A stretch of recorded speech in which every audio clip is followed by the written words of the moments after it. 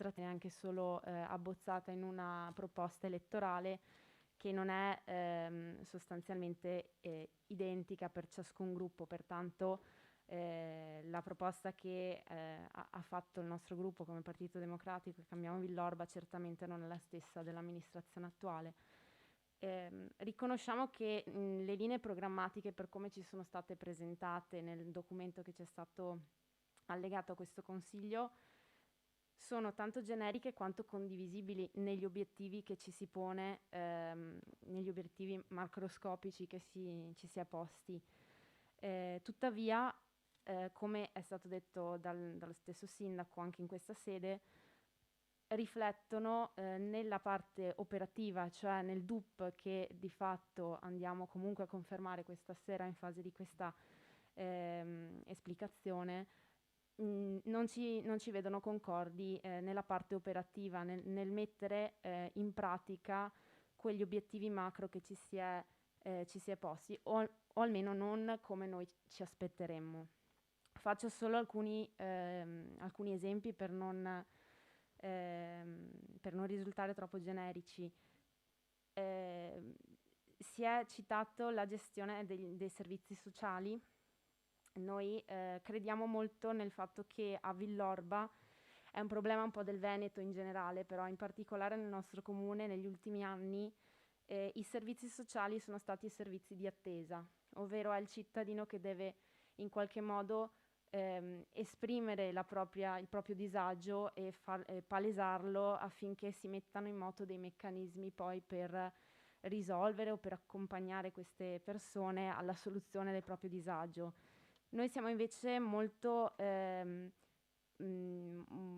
più propositivi, nel senso che il servizio sociale deve trasformarsi in un servizio di azione, deve essere più concreto nel territorio, deve sfruttare meglio le reti che già ci sono, che in qualche modo sono state messe in atto negli anni, ma che sono rimaste molto scollegate a nostro avviso rispetto a quanto si potrebbe fare, e soprattutto la comunicazione di tutti i servizi che potenzialmente sono offerti dal comune e sono a disposizione già oggi del cittadino o che potrebbero essere messi a disposizione del cittadino, non sempre sono conosciuti, non sempre sono molto accessibili da parte della cittadinanza, quindi in questo ci aspetteremo qualcosa di più.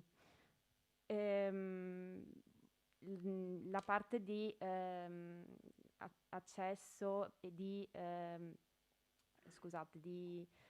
disabilità,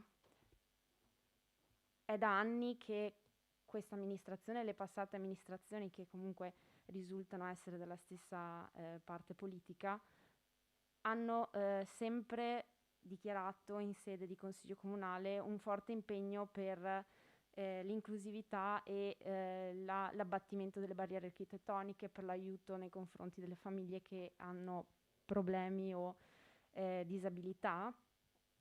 Però nei fatti, secondo noi, non è stato fatto abbastanza e il DUP non riporta, a nostro avviso, i giusti strumenti per portare avanti una politica davvero efficace in questo senso. Quindi per noi non è stato fatto abbastanza e ci aspetteremmo che in futuro, vista anche la premessa fatta da questa stessa amministrazione, possiamo ricrederci anche rispetto a quello che in questo momento pensiamo, però al momento non ci sono per noi le basi per questo. Un'altra cosa che ci sta molto a cuore riguarda appunto lo sfruttamento del PNRR. È stato detto che si vuole dare una forte attenzione ai temi di ecologia, ai temi di efficienza, e tuttavia non troviamo gli strumenti adeguati, messi in atto adeguati per efficacemente attuare quelle che sono le linee guida date dal governo in questi ultimi mesi, in questi ultimi anni, e per quanto riguarda la conversione non solo delle componenti pubbliche del nostro comune, ma anche per aiutare i cittadini concretamente nel mettere in pratica tutte le azioni che possono essere messe in pratica per avviare questa famosa transizione ecologica. Ecco, sono solo alcune cose, chiaramente ciascuno di noi ha il proprio programma elettorale in tasca e non siamo certo tutti d'accordo sul come è giusto che sia, su come portarli avanti. Per questo motivo come gruppo non voteremo a favore questo punto all'ordine del giorno. Però vi facciamo una promessa, come abbiamo detto in fase anche di campagna elettorale, come è nostro spirito, cercheremo sempre di essere molto propositivi, anche venendo a parlare con voi direttamente per portarvi il nostro punto di vista e cercare di modificare queste linee programmatiche anche per allargare ancora di più il consenso, anche se chiaramente voi ce l'avete avuto essendo al momento al governo. Quindi dal nostro punto di vista avrete collaborazione, anche se chiaramente è nostro ruolo vigilare sulla corretta prosecuzione di questo mandato e faremo la nostra opposizione come è giusto che sia. Quindi buon lavoro e buon lavoro a tutto il Consiglio Comunale. Grazie consigliere Callegari, ha chiesto la parola la consigliere Girasole. Ah sì, scusate, volevo farvi prendere atto che sembrerebbe che l'impianto funzionasse, quindi da qualche minuto siamo in diretta sia audio che video. Prego. Grazie Presidente. E ringrazio il Sindaco per averci appunto spiegato le linee programmatiche che avevo letto con molto interesse. Ho ritrovato però delle aggiunte, in quanto da lei stasera citato, rispetto al documento condiviso, che mi hanno anche colpito positivamente, per esempio questo riferimento appunto alla donna, al contrasto alla violenza contro le donne, ai centri estivi, insomma 2 o 3 cosine che mancavano nel documento da lei citato. E mi ha anche fatto molto piacere sentire che tra le parole conclusive del suo discorso ci sia stata la parola partecipazione, che è una parola molto importante e fondamentale, spero davvero, nel rivedere come si fa, come si partecipa, appunto, si vive la politica e l'amministrazione del nostro territorio. Ho inoltre apprezzato il fatto che il suo programma parta dai servizi sociali, tutt'altro che scontato, dato gli indirizzi precedenti. Sono concorde con lei che sia doveroso in epoca di pandemia partire dai servizi sociali, un po' me l'aspettavo, dato che lei era l'assessore ai servizi sociali, e anche questo è molto, riconosco con positività. Allo stesso tempo, appunto, affinché tutto questo si traduca in realtà, ovviamente la prima cosa a cui guardare, oltre che il DUP, sarà il bilancio comunale, quindi quante saranno le risorse effettivamente dedicate ai servizi sociali, guardando tutte le componenti del bilancio, perché poi è lì che si capisce dove effettivamente e se effettivamente la priorità verrà data. A questo proposito, appunto, vorrei davvero che mi spiegasse che cosa intende quando cita interventi di accoglienza per minori, perché non ho proprio colto questo punto, non ho capito che cosa faccia riferimento. Rispetto al tema infanzia, appunto, ho visto il rinnovato impegno ai contributi, ne abbiamo già parlato anche lo scorso consiglio, si può fare sicuramente molto di più in merito a tali contributi a favore dell'accesso al nido, alla scuola dell'infanzia, non solo, ma anche contributi per l'accesso ai centri estivi, servizi dopo scuola, tutti servizi davvero fondamentali e pensando soprattutto ai centri estivi, scuola dell'infanzia e nidi, tuttora molto difficilmente accessibili. Anche perché, ricordiamoci, più che parlare di aiuti a pioggia, dovremmo parlare del fatto che nel nostro comune manca il nido pubblico e dunque è ovvio che dovendoci tutti sempre basare su questi servizi privati, l'intervento del comune poi sia fondamentale. Un assente però del suo programma l'ho trovato nel riferimento alla categoria, al gruppo invece degli anziani, che sappiamo essere un gruppo dominante in termini numerici nel nostro comune, nel senso che lei appunto cita per esempio un incremento dell'assistenza domiciliare, immagino anche a loro favore, come già è. Non viene però citato un tema fondamentale, cioè il contrasto alla solitudine che affligge tanti anziani e su questo mi collego anche alla necessità di capire meglio come questa partecipazione che lei cita si possa tradurre nell'accesso della cittadinanza, anziani compresi, a quelli che sono i vari edifici pubblici su cui questa amministrazione è intervenuta, sta tuttora intervenendo. Ci avete detto che, per esempio, la palestra di Villorba non sarà solo una palestra, ma sarà un centro aperto alla comunità. Bene, sarebbe molto interessante capire effettivamente come questa partecipazione, insieme alle strutture esistenti, ecco, si possano mettere insieme a favore di tutti, ma penso anche ai nostri anziani che più di tutti gli altri forse soffrono della solitudine in cui versano. Infine, un altro assente forse, ecco, forse in qualche modo vi ha fatto riferimento alla fine del suo discorso, però abbiamo letto molto sulla Grande Treviso e ho colto come alla fine del suo discorso in merito all'accesso ai fondi europei, statali, regionali, guardi ad una messa in comune delle risorse. Non ne dubito, visto che Treviso ha un ufficio di progettazione europea molto sviluppato e che, lavorandoci, so bene di cosa si tratti, non ci si improvvisa nell'apertura di un ufficio di progettazione europea, ci sono risorse importanti da destinarvi, per cui penso importante anche metterci tutti questo in programma, una riflessione su appunto la Grande Treviso, che poi ci potrebbe aiutare appunto a sviluppare tante cose che da soli non possiamo fare. Sullo sviluppo invece economico, il suo piano appunto di momenti di confronto regolari con appunto i rappresentanti di categoria l'abbiamo colto, però nessun riferimento al rilancio della nostra zona industriale, a maggior ragione data che ci aspettiamo un'imminente conclusione dei lavori della Pedemontana e quindi a come queste opportunità verranno poi toccate, colte dal Comune in un piano di lunga durata, che non sia come appunto tra poco voteremo anche, c'è un'impresa che vuole utilizzare un edificio dismesso, valutiamo, ok, sì, glielo facciamo. Questo è un ad hoc, no? Altro tipo di riflessione è: ho un piano di sviluppo di lunga durata e lo attuo.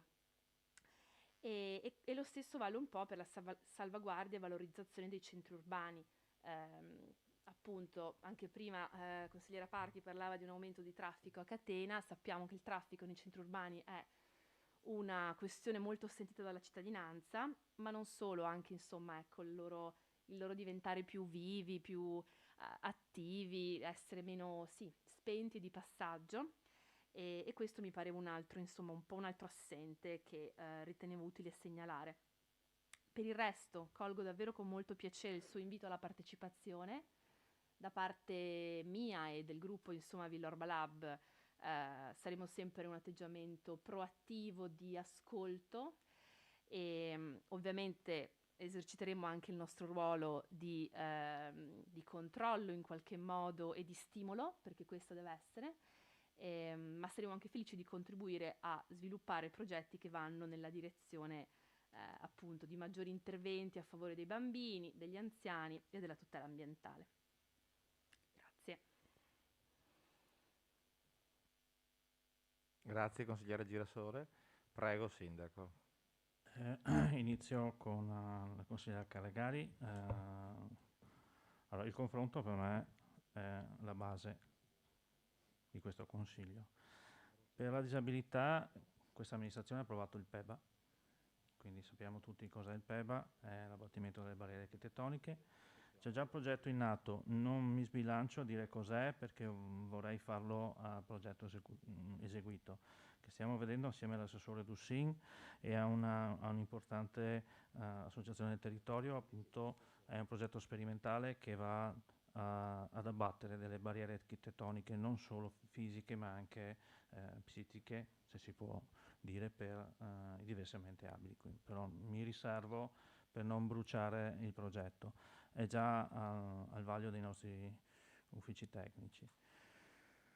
Poi per quanto riguarda, vado un attimo, vabbè, PEBA l'ho detto. Allora mi trasferisco alla consigliera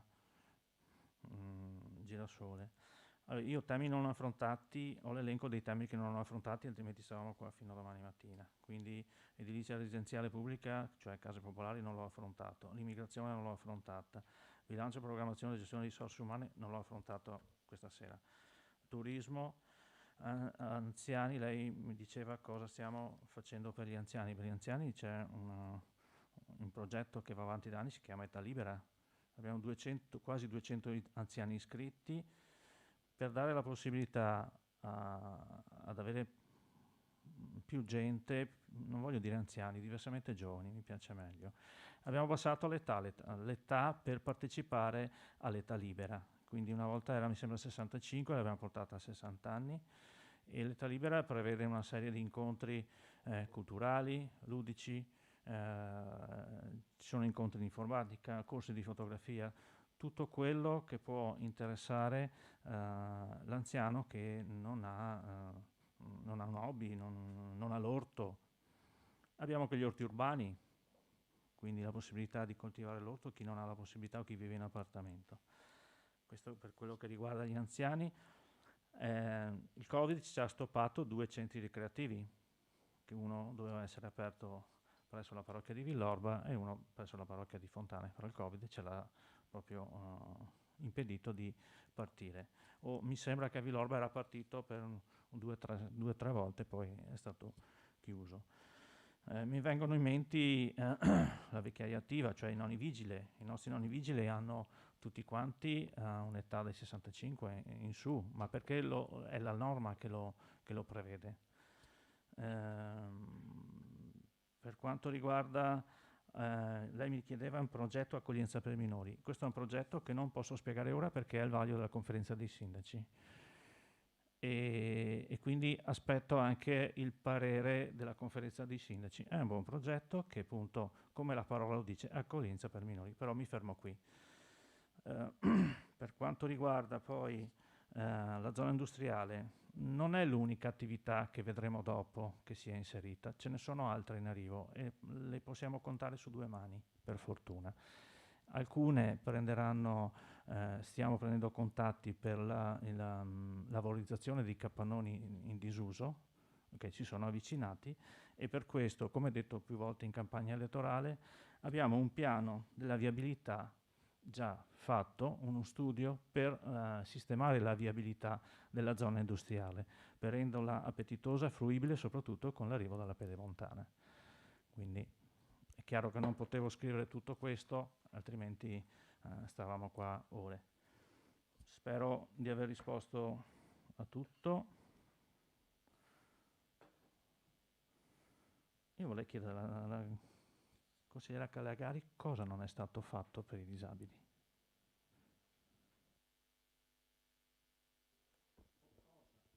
No, così. Niente. O cosa avete voi consiglieri, quindi tutto il consiglio da proporre? Allora, noi partiamo sempre, ricordo che nel nostro gruppo c'è il nostro gruppo più attivo, diciamo, come Partito Democratico, abbiamo delle persone che purtroppo sono in carrozzella e anche delle persone che hanno in realtà dei passeggini al seguito, che comunque in qualche modo in tante occasioni hanno le stesse esigenze dei disabili. Una delle cose che abbiamo sempre fatto notare è che in diversi parchi, ma in particolare in quello della Villa Giovannina, da anni viene segnalato che in particolare c'era il consigliere Guidolin che ce l'ha segnalato diverse volte. Manca la possibilità da parte di un utente con la carrozzella di andare a farsi il giro nel parco, oppure quando ci sono delle iniziative anche di partecipare in modo agevole a questo tipo di attività. Lei ha fatto riferimento ad un progetto che mi stimola la curiosità, nel senso che ha parlato di barriere psicologiche. E è una delle cose che ci sono state segnalate diverse volte, per dire anche solo il fatto che io disabile per entrare in un locale devo fare il giro dal retro o comunque spostarmi rispetto all'accesso normale che ha una persona non diversamente abile, è comunque una barriera all'accesso, anche se non fisica, ma comunque psicologica. Quindi ci sono tante piccole segnalazioni nel nostro territorio che vanno in questa direzione. E noi negli anni non abbiamo visto, ma forse anche perché è mancata una comunicazione, non lo so, io parlo dalla parte degli utenti che ci segnalano questo tipo di carenze, non abbiamo visto una particolare attenzione in questo senso. Quindi aspetteremo di vedere questo progetto se effettivamente andrà a coprire le lacune che ci sono state segnalate, le faremo presenti noi stessi e ci faremo aiutare chiaramente da chi forse è più addentro di noi. Purtroppo mi rendo conto che non è facile, avendo delle possibilità diverse, non è facile immedesimarsi in chi ha un certo tipo di difficoltà, però ci faremo portavoce di questo tipo di segnalazioni. Grazie consigliere Callegari, si è prenotato il sindaco. Sì, concludo. Il problema del consigliere, ex consigliere da lei citato, lo conosco bene, e comunque vorrei far notare che nel perimetro della Barchessa di Villa Giovanina, sotto il ghiaino, è stata messa una griglia di plastica in maniera che le carrozzine non sprofondino sul ghiaino. Quindi il poter arrivare sia al plateatico che c'è dietro alla sala ristorante, sia tutto attorno a Villa Giovanina, è praticabile per carrozzine, perché è stato messo una griglia di plastica appena sotto il ghiaino, che non si vede, che permette alle carrozzine di non sprofondare. Tutto si può migliorare, sicuramente miglioreremo ancora, perché queste persone hanno diritto, come tutti, di poter accedere a qualsiasi iniziativa. Non so se avete visto, allo skate park è stata fatta la platea nuova per l'ampliamento dello skate, lì è previsto anche un percorso per far arrivare appunto i ragazzini che purtroppo hanno bisogno delle carrozzine. Quindi anche lì è stato previsto un corridoio preferenziale, quindi noi ce la mettiamo tutta. Io ringrazio fin d'ora tutto il Consiglio per il confronto che ci sarà negli anni a venire per appunto risolvere i problemi. Appunto siamo stati eletti dai cittadini e siamo qui per i cittadini, non per noi stessi. Grazie. Grazie sindaco, ha chiesto la parola la consigliere Girasole. Prego. Grazie. Solo un'ultima battuta su questo tema del diversamente abile. Penso importante ricordare che oltre appunto a persone la cui diversa abilità appunto bene o male sì, insomma abbia molto a che fare con la mobilità, anche alle tante forme invece di disabilità grave che appunto invece noi abbiamo avuto la fortuna di incontrare in questi mesi nel nostro comune e quindi sono famiglie che appunto al proprio interno hanno componenti che magari hanno anche difficoltà anche solo ad uscire di casa o che hanno bisogno di riabilitazioni importanti, che hanno bisogno di ossa a domicilio. Rispetto a questo, ecco, per esempio quando io ho letto quel punto sull'assistenza domiciliare da lei citato, ho sperato che fosse incluso anche un ampliamento del supporto alle famiglie in termini di massimali, perché i costi di queste OS dopo 6 mesi diventano molto forti, anche 12 euro l'ora, e per chi ha bisogno di un supporto costante a domicilio è ovviamente un costo elevatissimo. Sappiamo che ci sono delle liste d'attesa enormi per le famiglie che hanno bisogno di accesso costante ai servizi fisioterapici, tipo non so, l'AREP, piuttosto che centri che danno bene o male occupazione per qualche ora del giorno. Quindi chiaro che tutto questo bisogna capire in che cosa il comune possa sostenere maggiormente le famiglie, però è importante ricordarci che la domanda, quando si parla di disabilità, si parla a tantissimi livelli, non è solo PEBA. PEBA è fondamentale, ci deve essere, attuiamolo prima possibile, ma è anche questo, è proprio assistenza quotidiana alla famiglia attraverso servizi di cura che le allevino un pochino e su cui probabilmente si può sperare di allocare maggiori risorse nel futuro.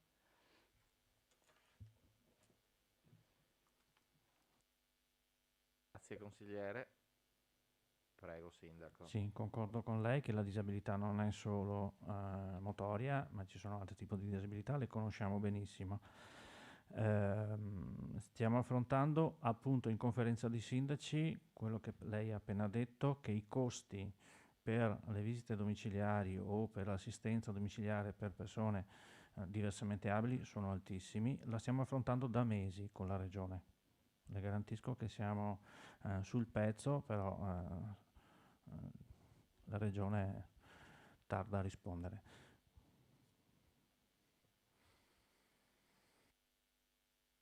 Grazie Sindaco. Se non ci sono altri interventi io pongo in votazione il punto numero 3, presentazione delle linee programmatiche del Sindaco mandato 2021-2026.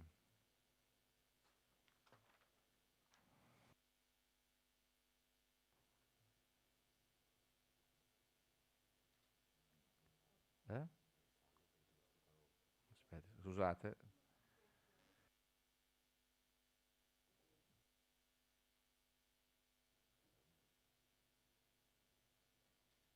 Prego, votate. Sì.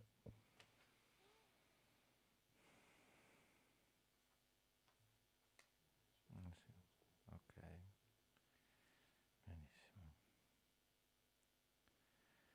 Esito del voto: favorevoli Bonotto, Borghetto, Borsato, Gagno, Gagliazzo, Novello, Pizzinato, Scotton, Soligo. Non favorevoli Milani, Callegari, Carraro, Gilasole e Panighen. Astenuti Parchi. L'Assemblea approva.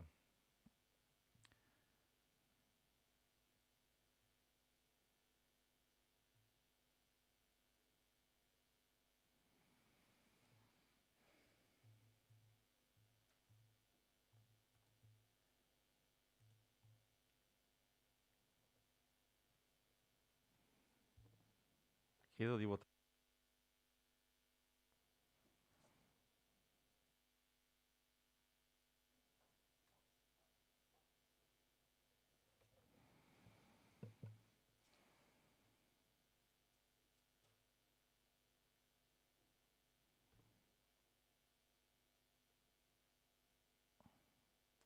Voti favorevoli 14, Bonotto, Borghetto, Borsato, Milani, Callegari, Carraro, Gagno, Gagliazzo, Novello, Panighel, Parchi, Pizzinato, Scotton, Soligo. Nessun contrario, un astenuto, consigliere Girasole.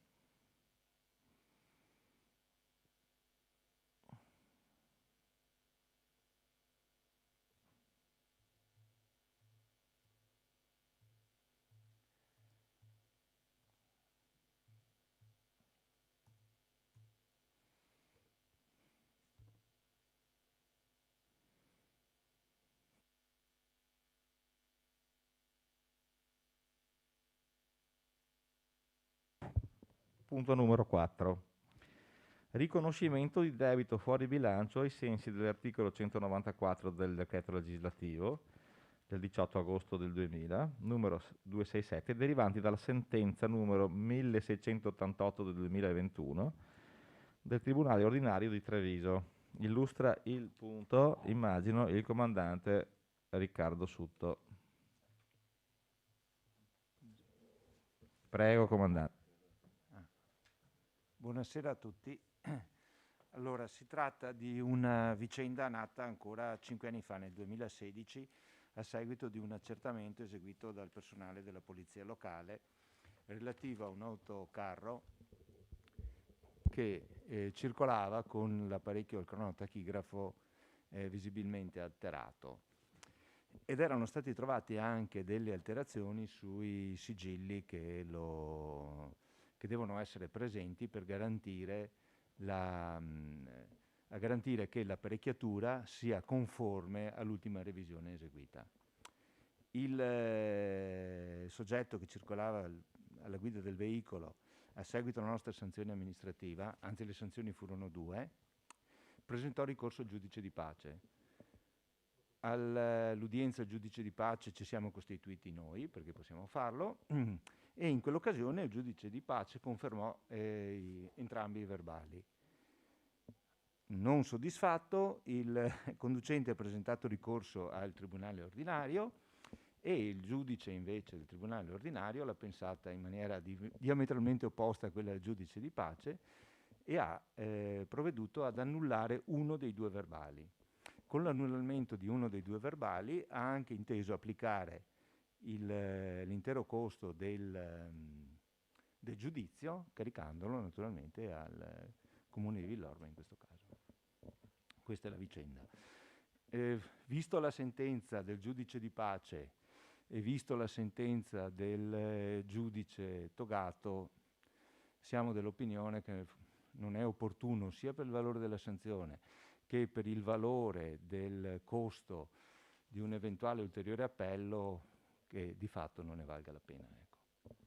Questo al netto del fatto che sì, la valutazione del giudice togato è sicuramente rispettabile e giusta, però noi rimaniamo della nostra opinione che, tra le altre cose, il giudice di pace aveva convalidato e confermato. Grazie. Grazie comandante. Si è prenotata la consigliere Callegari, prego. Grazie. Solo per chiarezza espositiva anche per chi ci ascolta da casa. A quanto ammonta la cifra che il comune dovrà pagare e a quanto ammontava la sanzione che poi è stata tolta dal giudice, che risulterà quindi come mancato incasso da parte del comune. Grazie. Grazie consigliere, passo la parola al comandante Sutto. Allora, le spese totali da liquidare sono 4.186 euro, comprese naturalmente di tutti gli oneri relativi, e 1.702,60 euro sono quelli che dovranno essere restituite, che tra le altre cose erano già state incassate a seguito della sentenza del giudice di pace. Grazie comandante. Se non ci sono altri interventi io porrei in votazione il punto numero 4 di questa serata. Riconoscimento di debito fuori bilancio ai sensi dell'articolo 194 del decreto legislativo 18 agosto 2000, numero 267, derivante dalla sentenza numero 1688 del 2021, Tribunale ordinario di Treviso. Pongo in votazione il sistema.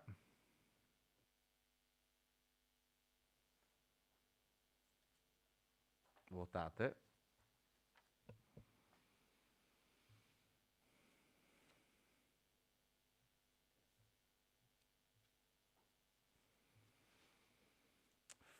Tutti favorevoli, 15 favorevoli, nessun astenuto, nessun contrario, nessun astenuto. L'Assemblea approva.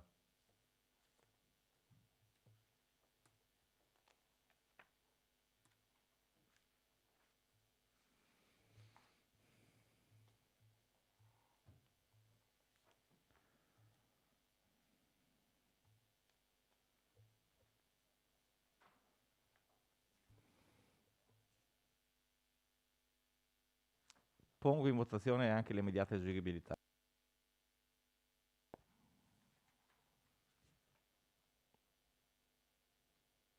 Votate.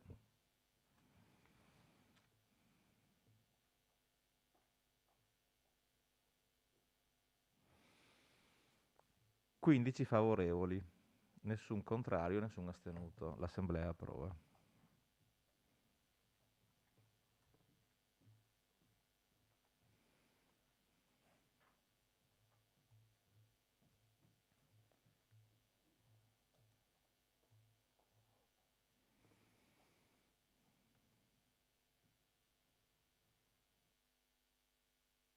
Il comandante Sutto per l'esposizione del punto. Andiamo al punto numero 5. Bilancio di previsione finanziaria, variazioni degli stanziamenti con contestuale aggiornamento dei documenti di programmazione 2021-2023. Illustra il punto la dottoressa Martini, prego. Buonasera.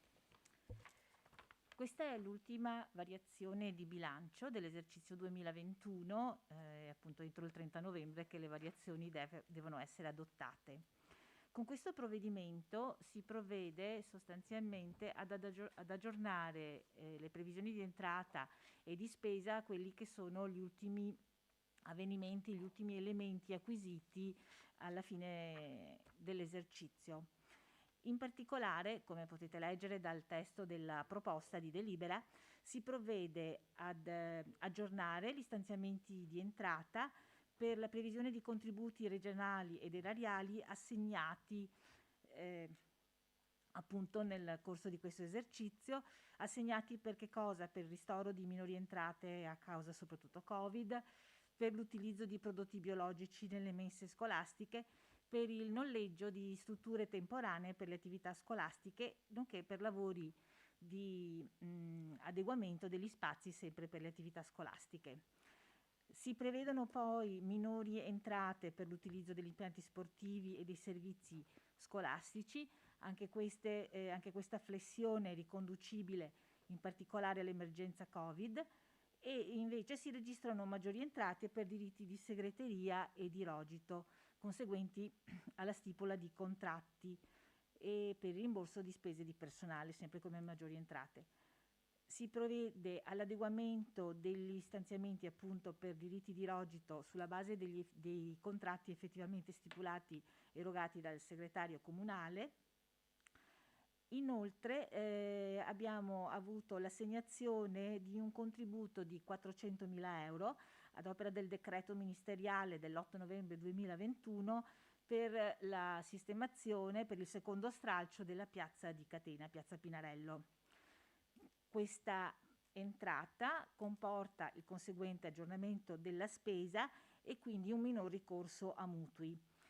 Sempre con lo stesso decreto, è il caso di sottolineare, è stato assegnato un altro contributo di 850.000 euro per la realizzazione della mensa presso la scuola elementare di Catena.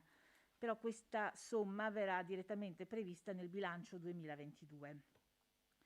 Viene contestualmente aggiornato con questo provvedimento il cronoprogramma dei lavori pubblici, appunto con riferimento alla piazza Pinarello, che viene spostata per la realizzazione al 2022 e con riferimento al rifacimento della palestra annessa alla scuola elementare di Villorba. Per quanto riguarda la spesa, si provvede a prevedere minori spese per l'indennità agli organi istituzionali. Le indennità, la diminuzione deriva non dal fatto che rispetto alla precedente giunta le indennità sono dimezzate per una maggior presenza di lavoratori dipendenti che non sono in aspettativa e quindi l'indennità è dimezzata. A minori spese derivanti dalla sospensione delle attività e di taluni altri servizi appunto comunali sempre per l'emergenza Covid, come prima ho detto delle minori entrate, sul fronte spesa registriamo una corrispondente diminuzione.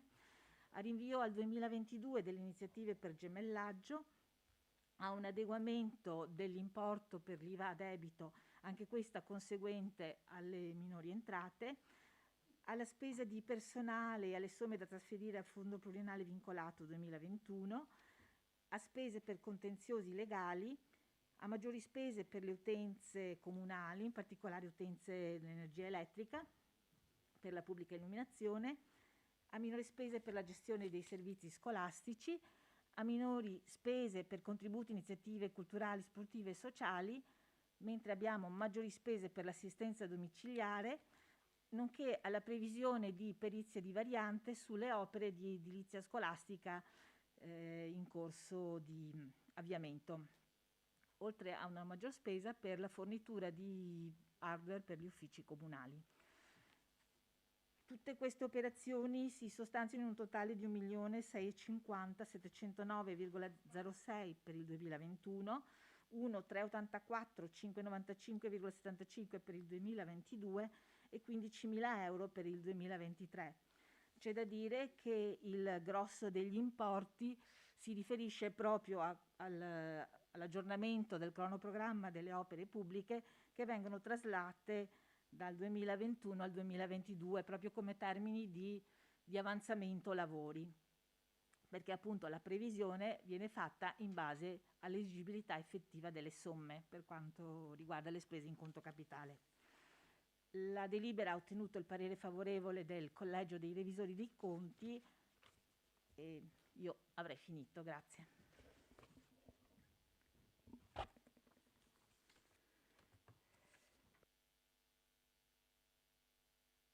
Grazie dottoressa Martini, prego consigliere Callegari. Ma niente, io volevo fare una dichiarazione di voto. Noi a questa delibera ci voteremo con un voto d'astensione per il fatto che appunto abbiamo ricevuto, è una delibera tecnica, nel senso che abbiamo ricevuto dei contributi e questo è certamente un bene per delle opere che prima erano finanziate con delle risorse proprie o comunque con l'accesso ai mutui. Ci riserviamo di vedere poi nel futuro dove gli importi che si sono liberati in questo modo grazie all'arrivo di questi contributi verranno poi spese nel bilancio prossimo, che immagino sarà quello in cui verranno appunto allocate le spese, quindi in questa sede noi ci asterremo in attesa di verificare poi come avrete modo di spenderli, come avrete deciso di spenderli. Colgo anche l'occasione, essendo oggi una giornata importante per la nostra ragioniera Martini, di augurarle una buona pensione e sì, e di essere disponibile quanto più possibile in soccorso dei nostri uffici che sicuramente avranno bisogno di lei nel prossimo futuro. Quindi grazie di tutto il lavoro che ha svolto e di quello che ci sarà ancora.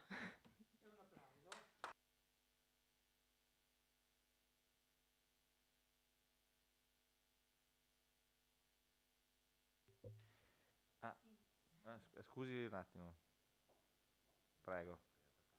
Sì, volevo anche cogliere l'occasione di questo consiglio. Ecco. Okay. Volevo anch'io cogliere l'occasione di questo consiglio, arriva proprio agli ultimi minuti della mia attività qui presso il comune di Villorba. Volevo salutare e ringraziare tutti. Io ho lavorato con 9 sindaci, 9 sindaci, ho fatto il conto e è bello anche vedere che in questo consiglio è seduta la nipote del sindaco in carica quando sono stata assunta, il sindaco Gilberto Milani, e c'è la figlia di un altro sindaco, l'ingegner Paolo Callegari. Lascio proprio nel momento di passaggio tra l'amministrazione Serena e l'amministrazione Soligo. Ringrazio entrambi per la fiducia dimostratami e auguro ad ognuno per il proprio compito un buon lavoro. Io sono orgogliosa di aver lavorato per il comune di Villorba e per la collettività villorbrese. Grazie a tutti e buon lavoro. Grazie dottoressa, ha chiesto la parola il consigliere Carraro. Prego. Sì, allora aggiungo anch'io i miei ringraziamenti alla ragioniera Martini perché nei miei 2 precedenti mandati era proprio il tempo della massima crisi a livello italiano e mi ricordo che ogni 20 giorni cambiavano le normative per fare i bilanci, per cui credo sia stato uno sforzo immane per tutte le persone, tutti i funzionari che dovevano attuare le regole, perché finito di fare i conteggi si doveva ricambiare, per cui un ringraziamento doppio e personalmente ringrazio perché tutte le richieste che ho fatto alla ragioniera sono state molto chiare e molto precise. Ecco, volevo solo fare un appunto, dopo probabilmente questo qua sarà discusso di nuovo quando ci sarà il bilancio e previsione, però l'unico dato che mi preoccupa, perché non è preoccupante, è imponente, è la parte accantonata fondo crediti di dubbia esigibilità. Siamo arrivati a quasi 2 milioni. È imponente questa cifra su un bilancio come il nostro e volevo capire se sì, non una risposta immediata, ma pongo il problema, perché probabilmente bisogna anche uscirne, non possiamo arrivare fra 3-4 anni a 5 milioni, perché se no non se ne esce più. Voglio dire, è un peso importante se pensiamo che, capisco che tutti questi soldi non possono essere recuperati, però io quando ho lasciato il Consiglio Comunale 5 anni fa, eravamo a 600-700 mila euro, più che triplicato, per cui non so come sia il trend adesso che l'economia ha ripreso. Vabbè.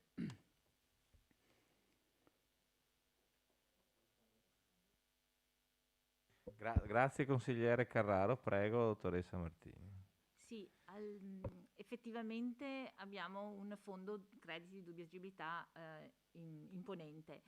Gli anni in cui si ricorda lei c'era un criterio di calcolo diverso, veniva calcolato, erano probabilmente i primi anni di sperimentazione, veniva calcolato per una percentuale inferiore rispetto a quelli che erano i crediti ancora da riscuotere riferiti a residui, quindi accantonati a conto residui degli anni precedenti. Le assicuro che l'ente attua tutte le azioni possibili per il recupero dei crediti. Purtroppo abbiamo molti creditori insolventi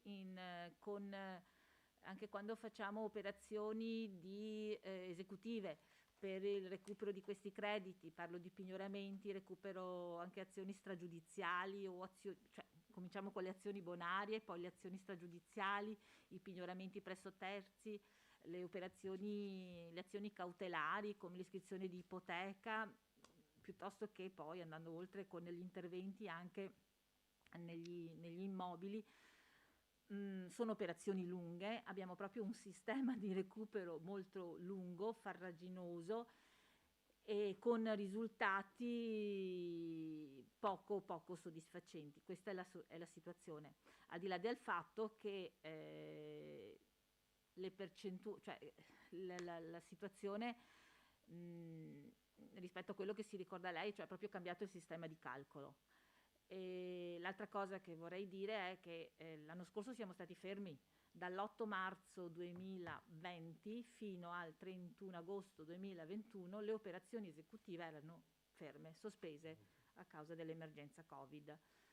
Nonostante questo, devo dire che non c'è stato un picco in discesa, ecco, rispetto alle riscossioni. Il sistema ha tenuto, sì, c'è stato un peggioramento, però non grave come temevamo. Non so se ho risposto in maniera sufficiente.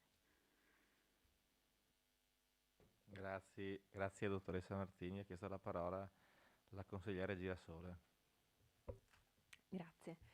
Sì, dottoressa Martini, io ne approfitto ancora un po' della sua pazienza prima che... Avevo delle domande. Se appunto mi potrebbe meglio chiarire a che cosa fa riferimento quella variante opere di edilizia scolastica da 100.000 euro e anche se appunto può essere meglio esplicata invece la voce di bilancio relativa alla sistemazione di viabilità di via Piave.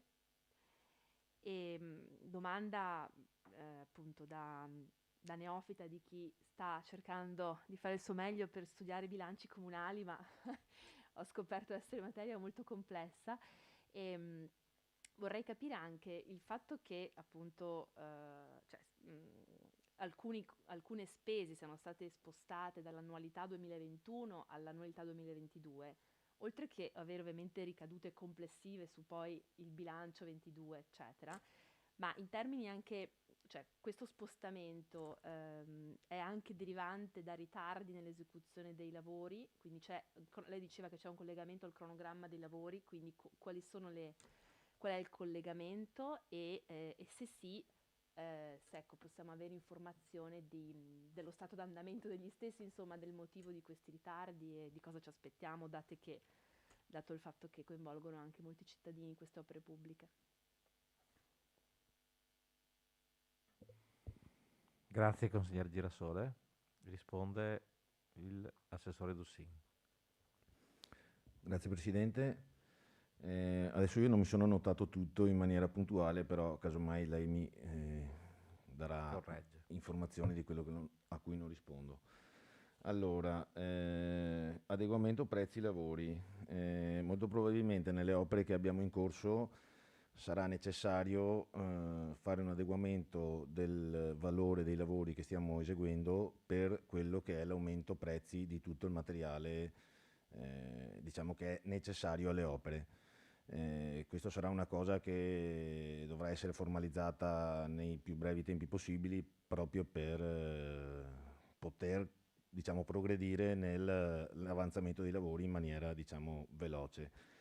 C'è, se non mi sbaglio, anche un decreto che è uscito da qualche giorno, se non mi sbaglio, proprio sulla fattibilità anche di questa, per la percentuale dell'aumento di cui hanno avuto tutte le materie prime.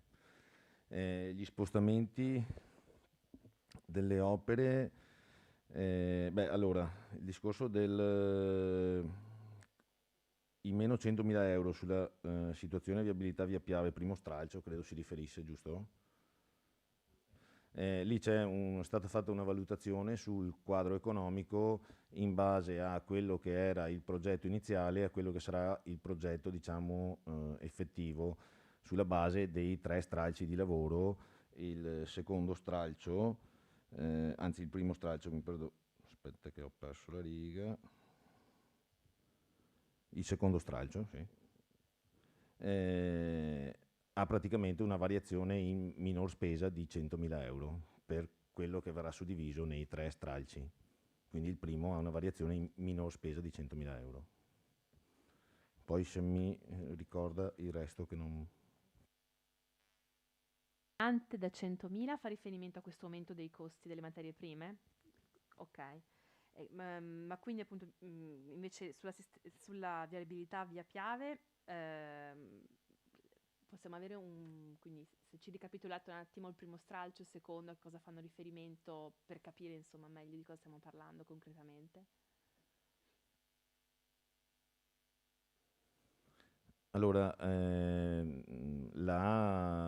l'opera di via Piave, dove verrà fatta la rotatoria tra via Piave e via Selghere, e poi ci sarà, diciamo, 3 stralci in totale, dove verrà fatto un allargamento della strada e un inserimento di una, diciamo, bretella verso, per bypassare, diciamo, il traffico verso la scuola di Lancenigo, e quindi si dovrebbe inserire all'interno di quello che adesso è un parcheggio e dove c'era quella, diciamo, trattoria, quel ristorante rosso che c'è sull'angolo tra Viale Montegrappa, giusto?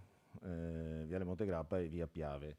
Lì si dovrà inserire la strada nuova che passerà dietro all'edificio che c'è lì in prossimità, e quindi questa nuova viabilità farà sì che verso le scuole di Lancenigo ci sia una maggior sicurezza per tutti, diciamo, quelli che sono l'accesso alle scuole. I 3 stralci hanno, diciamo, le fattibilità in 3 momenti diversi. Il primo stralcio è stato valutato con un valore di meno 100.000 euro rispetto a quello che era il progetto iniziale. Adesso i dettagli di dov'è quella differenza sinceramente non glieli so dare.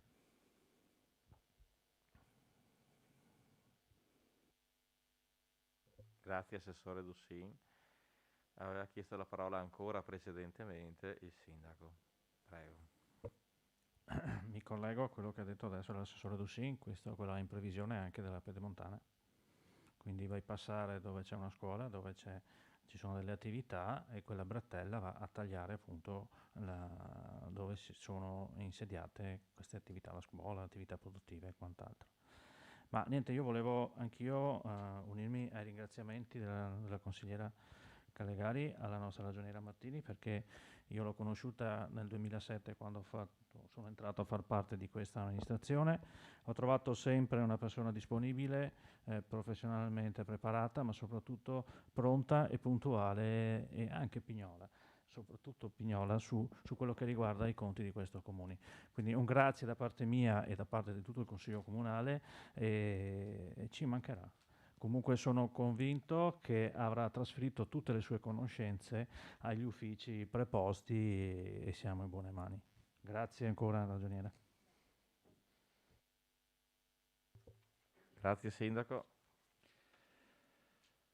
Se non ci sono altri interventi, io pongo in votazione il punto numero 5, bilancio di previsione finanziario, variazioni degli stanziamenti con contestuale aggiornamento dei documenti di programmazione 2021-2023.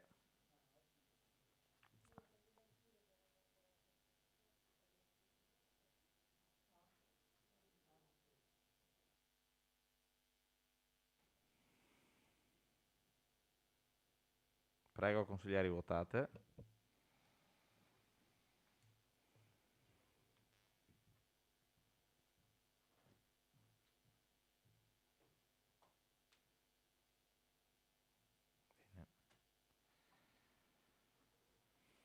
Esito del voto. Favorevoli 10 consiglieri, e cioè Bonotto, Borghetto, Borsato, Gagno, Gagliazzo, Girasole, Novello, Pizzinato, Scotton, Soligo. Nessun contrario. Astenuti Milani, Callegari, Carraro, Panighel, Parchi. L'Assemblea approva.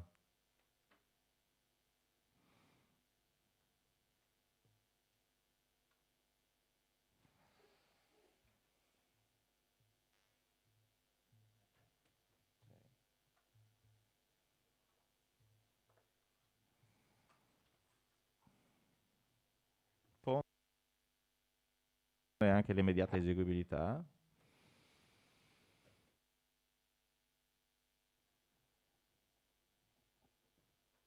Prego.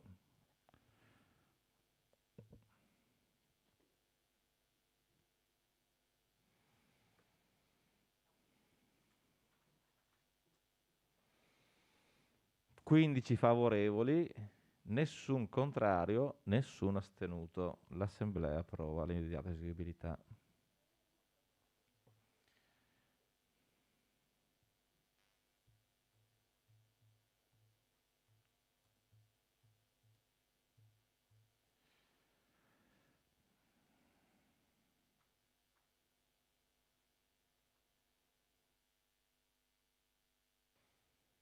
Punto numero 6. Autorizzazione, proroga, contratto d'appalto per la gestione del servizio di ricovero, mantenimento, cessione definitiva e affido temporaneo dei cani vaganti e randaggi presso il rifugio del cane del comune di Ponzano Veneto. Illustra il sindaco, penso illustri il sindaco.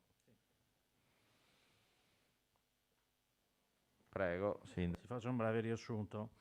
Allora, con deliberazione numero 63 del 21/11/2016, il Consiglio Comunale ha approvato lo schema di convenzione per la gestione in forma associata del servizio di ricoveri, custodia e mantenimento cani presso il rifugio del cane, individuando il comune di Ponzano Veneto sede della struttura, quale capofila incaricato a procedere all'appalto del servizio e alla stipula del relativo contratto. La convenzione è stata sottoscritta in data 30/3/2017 con validità di 3 anni dalla data di sottoscrizione del contratto di appalto del servizio aggiudicato all'ENPA. Il contratto è stato stipulato a seguito del Comune di Ponzano Veneto nel 8/1/2019. L'articolo 4 del contratto, durata del contratto e proroga, e l'articolo 7 della Convenzione, durata del contratto, prevedono la possibilità di proroga di ulteriori 3 anni, previa deliberazione del Consiglio Comunale dei Comuni associati. La scadenza del contratto è prossima a gennaio 2022. Considerata la positiva esperienza degli anni passati e la costante attualità della problematica legata alla gestione del servizio di ricovero, custodia e mantenimento dei cani randaggi, si ritiene, congiuntamente agli altri comuni, la sottoscrizione della Convenzione di valutare positivamente la proroga alla convenzione del contratto. Il Consiglio Comunale è quindi chiamato a esprimere questo orientamento con l'approvazione della proposta di deliberazione. Quindi andremo a prorogare questo contratto per altri 3 anni. La quota che il Comune ha messo a bilancio sono circa 8.000 euro. Dopo è chiaro che può variare dagli interventi che vengono fatti per appunto i casi di Villorba.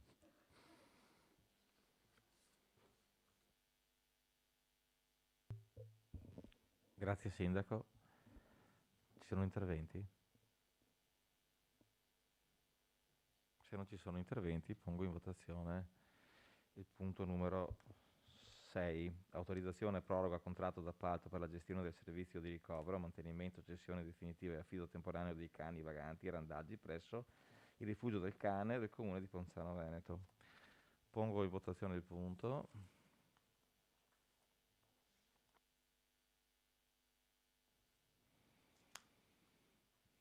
Prego, consigliere, votate.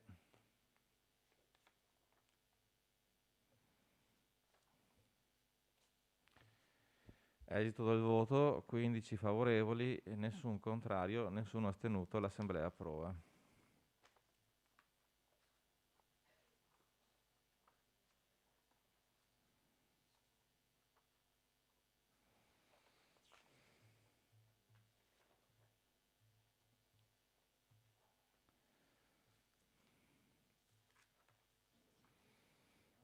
Pongo in votazione eseguibilità.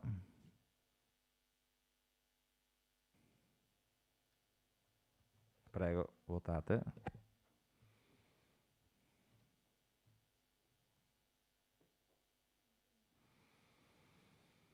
(15 favorevoli, nessun contrario, nessuno astenuto). L'Assemblea approva l'immediata eseguibilità.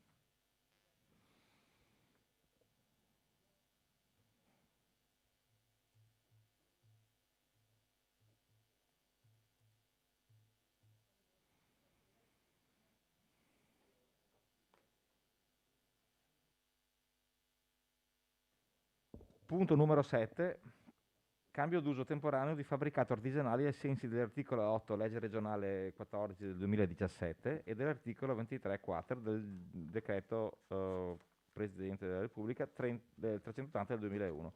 Ditta Unilab Immobiliare SRL.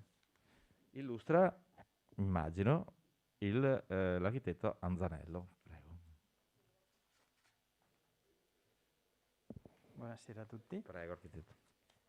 Dunque, come saprete, la legge regionale 14 del 2017 ha introdotto un'ipotesi nuova rispetto agli utilizzi degli immobili che al momento non sono occupati, che consente di riconoscere la possibilità per un periodo di tempo transitorio di utilizzare il patrimonio immobiliare esistente secondo destinazioni d'uso che non sarebbero previste dallo strumento urbanistico.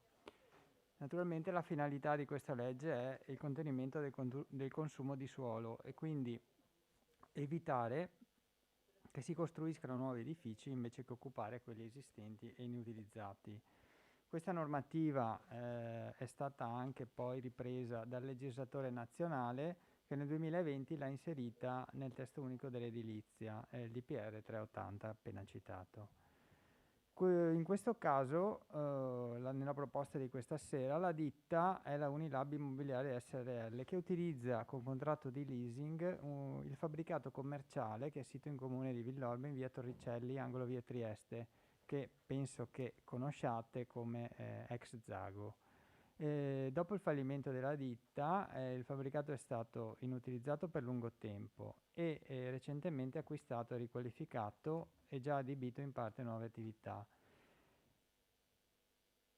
Per completare l'utilizzo dell'immobile, la ditta Unilab lo vorrebbe subbloccare ad un'altra ditta sempre nel medesimo gruppo che si chiama Unifarco, dove per insediare dei laboratori per la preparazione e confezionamento di prodotti cosmetici e dermatologici, di make-up e simili, oltre che magazzini e uffici. Un'attività che non prevede l'esecuzione di lavorazioni rumorose o insalubri e non determina un sensibile incremento del traffico veicolare e potrebbe garantire questa nuova realtà a pieno regime anche l'occupazione di qualche decina di addetti. Il tutto però al momento ha una temporaneità. Questo purtroppo è dovuto a una normativa sovraordinata rispetto a quella comunale, che è il piano territoriale di coordinamento provinciale, che non consente l'insediamento di attività di tipo secondario, cioè artigianali o industriali, in aree dove ci sono anche attività di tipo terziario, commerciale e direzionale. Quindi non sono consentite aree miste, ma il comune è costretto a scegliere dove concentrare le aree industriali e dove invece concentrare le aree commerciali direzionali. In realtà la zona cosiddetta zona industriale di Villorba è da sempre un'area mista che occupa sia attività commerciali a dettaglio d'ingrosso e anche attività artigianali. Ma nel PAT, che è stato approvato nel 2012, è stato previsto che diventasse di tipo terziario, mentre la destinazione industriale è riservata all'area della cartiera Marsoni e ai suoi eventuali ampliamenti. Questo è anche dovuto al fatto che il piano provinciale, sopra citato, consente una sola area industriale per ogni comune, salvo alcune eccezioni. Quindi attività artigianali industriali, anche se sono di tipo leggero come questa, oppure come assemblaggio di componenti e simili, che nonostante non siano particolarmente inquinanti, anzi forse assolutamente non inquinanti, non possono insediarsi nella nostra zona industriale. Quindi l'unica strada che abbiamo al momento è questa, quindi di consentire questo uso temporaneo fino a 3 anni, prorogabili di altri 2. E nel frattempo speriamo che venga rivista questa normativa che un po' ci mette in crisi, ecco. Grazie architetto, si è prenotata la consigliere Callegari. Prego. Sì, nulla da dire in merito alla riqualificazione, insomma, al cambio d'uso temporaneo di cui è all'oggetto. Mi permetto solo un commento che va proprio nella direzione appena detta dall'architetto. La nostra area industriale è enorme e dovrebbe poter essere sfruttata al massimo della propria potenzialità proprio per favorire l'occupazione, favorire l'insediamento di nuove attività e sfruttare tutte le sue potenzialità. Quindi mi auguro che, visto che siamo vicini alle elezioni provinciali, questo appuntamento possa essere anche uno stimolo per portare avanti, per chi sarà poi consigliere provinciale, una variazione delle regole attuali proprio per consentire un migliore sfruttamento delle risorse del nostro territorio.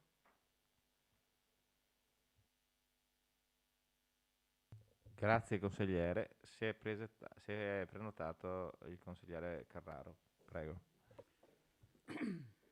Allora, ben felice che arrivi questo cambio d'uso.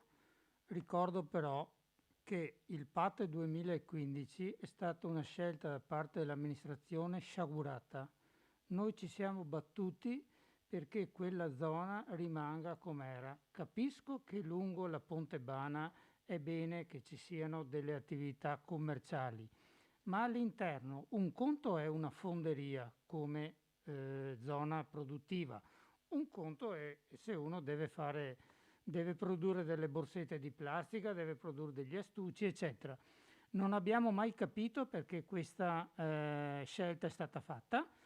Ribadisco, è stata una scelta sciagurata perché poi le normative ci impediscono, eccetera. Certo che le normative ci impediscono. Se uno dice la zona deve essere commerciale, è chiaro che le normative vanno di seguito.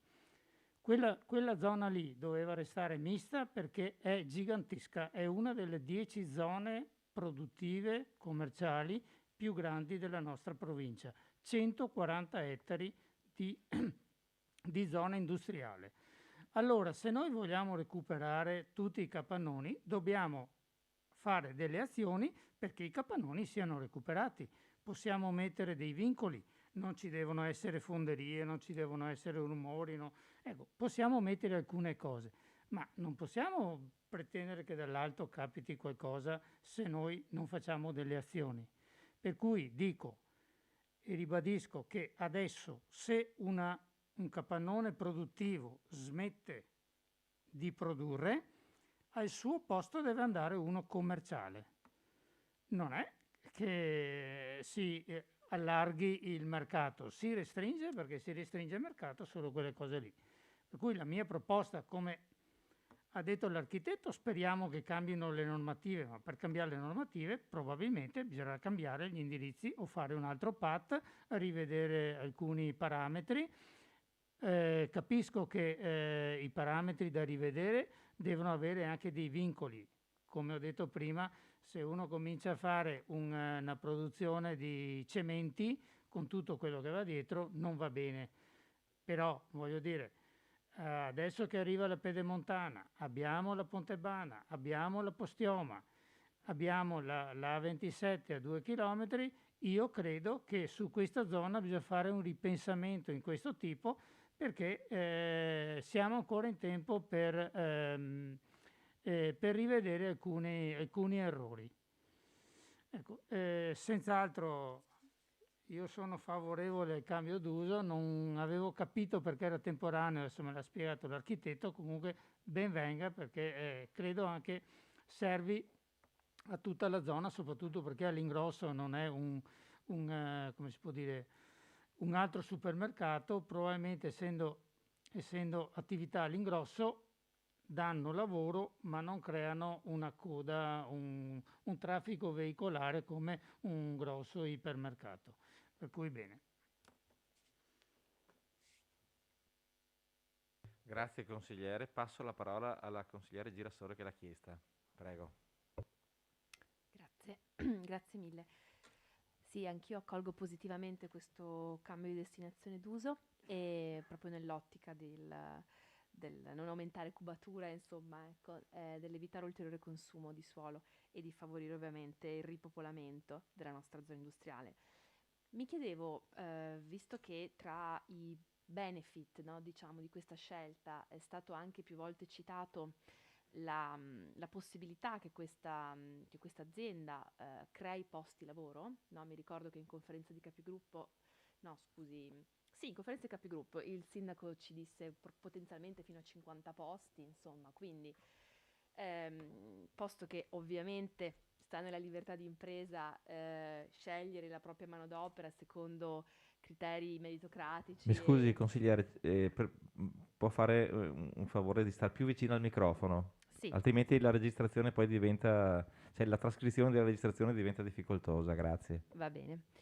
Quindi dicevo, posto che ovviamente sta nella libertà di impresa assumere chi si ritiene più idoneo alla funzione in sé, ma mi chiedevo se l'amministrazione non, appunto, insomma, si potesse in qualche modo interrogarsi anche su come stimolare le aziende che appunto aprono, riaprono, si avvicinano al nostro territorio a dare opportunità in particolare ai residenti del nostro comune e soprattutto sto pensando ai giovani residenti del nostro comune.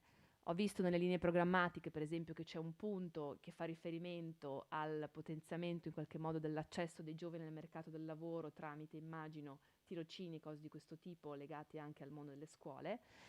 E quindi mi chiedo se in questo tipo di ottica si possa immaginare di coinvolgere questa come altre imprese in delle convenzioni che appunto almeno se non altro facilitino il fatto che queste aziende conoscano i nostri giovani per poi decidere in piena libertà se meritevoli di essere assunti.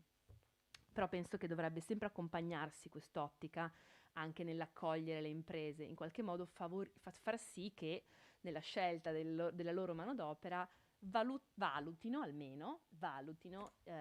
i nostri cittadini.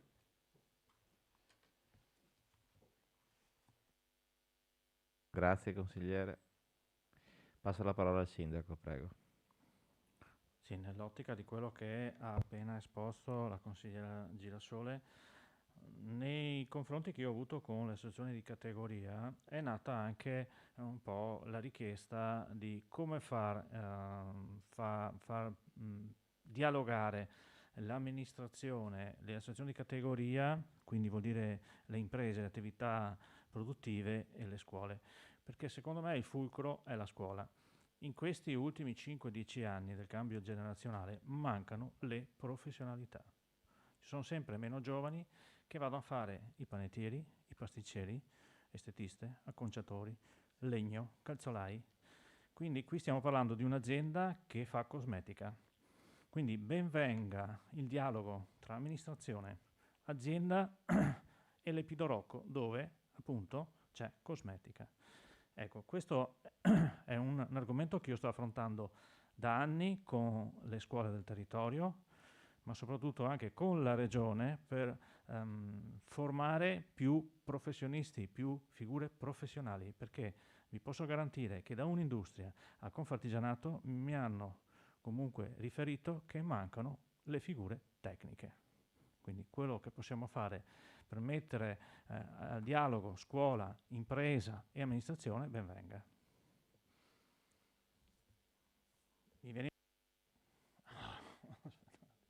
Mi viene in mente l'alternanza scuola-lavoro.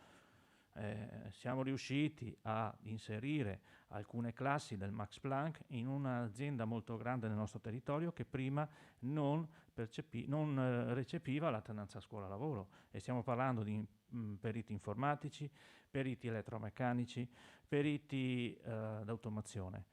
Siamo riusciti l'anno scorso, l'ho fatto io da tramite come assessore all'istruzione, siamo riusciti a inserire queste figure come scuola alternanza lavoro o come tirocinio in questa grande azienda che offre degli spazi molto ghiotti. Perché?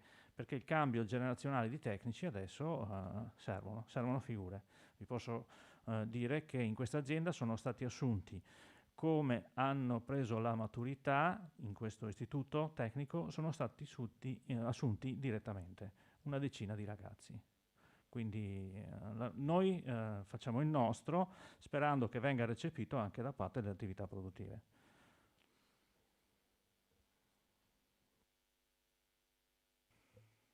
Grazie Sindaco.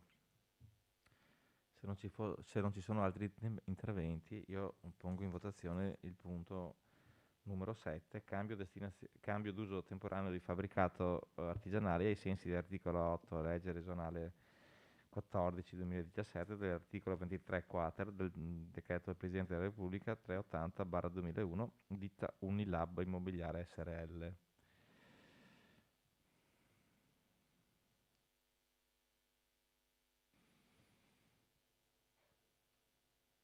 Prego, consiglieri, votate.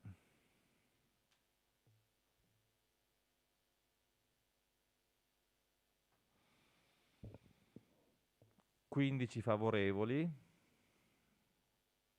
nessun contrario, nessun astenuto). L'Assemblea approva.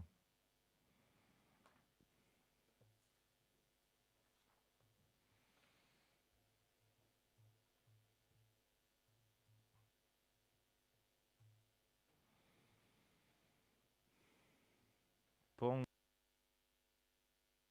in votazione anche l'immediata eseguibilità.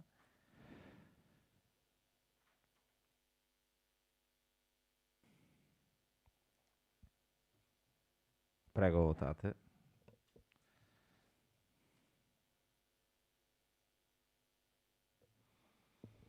(15 favorevoli, nessun contrario, nessun astenuto). L'Assemblea approva.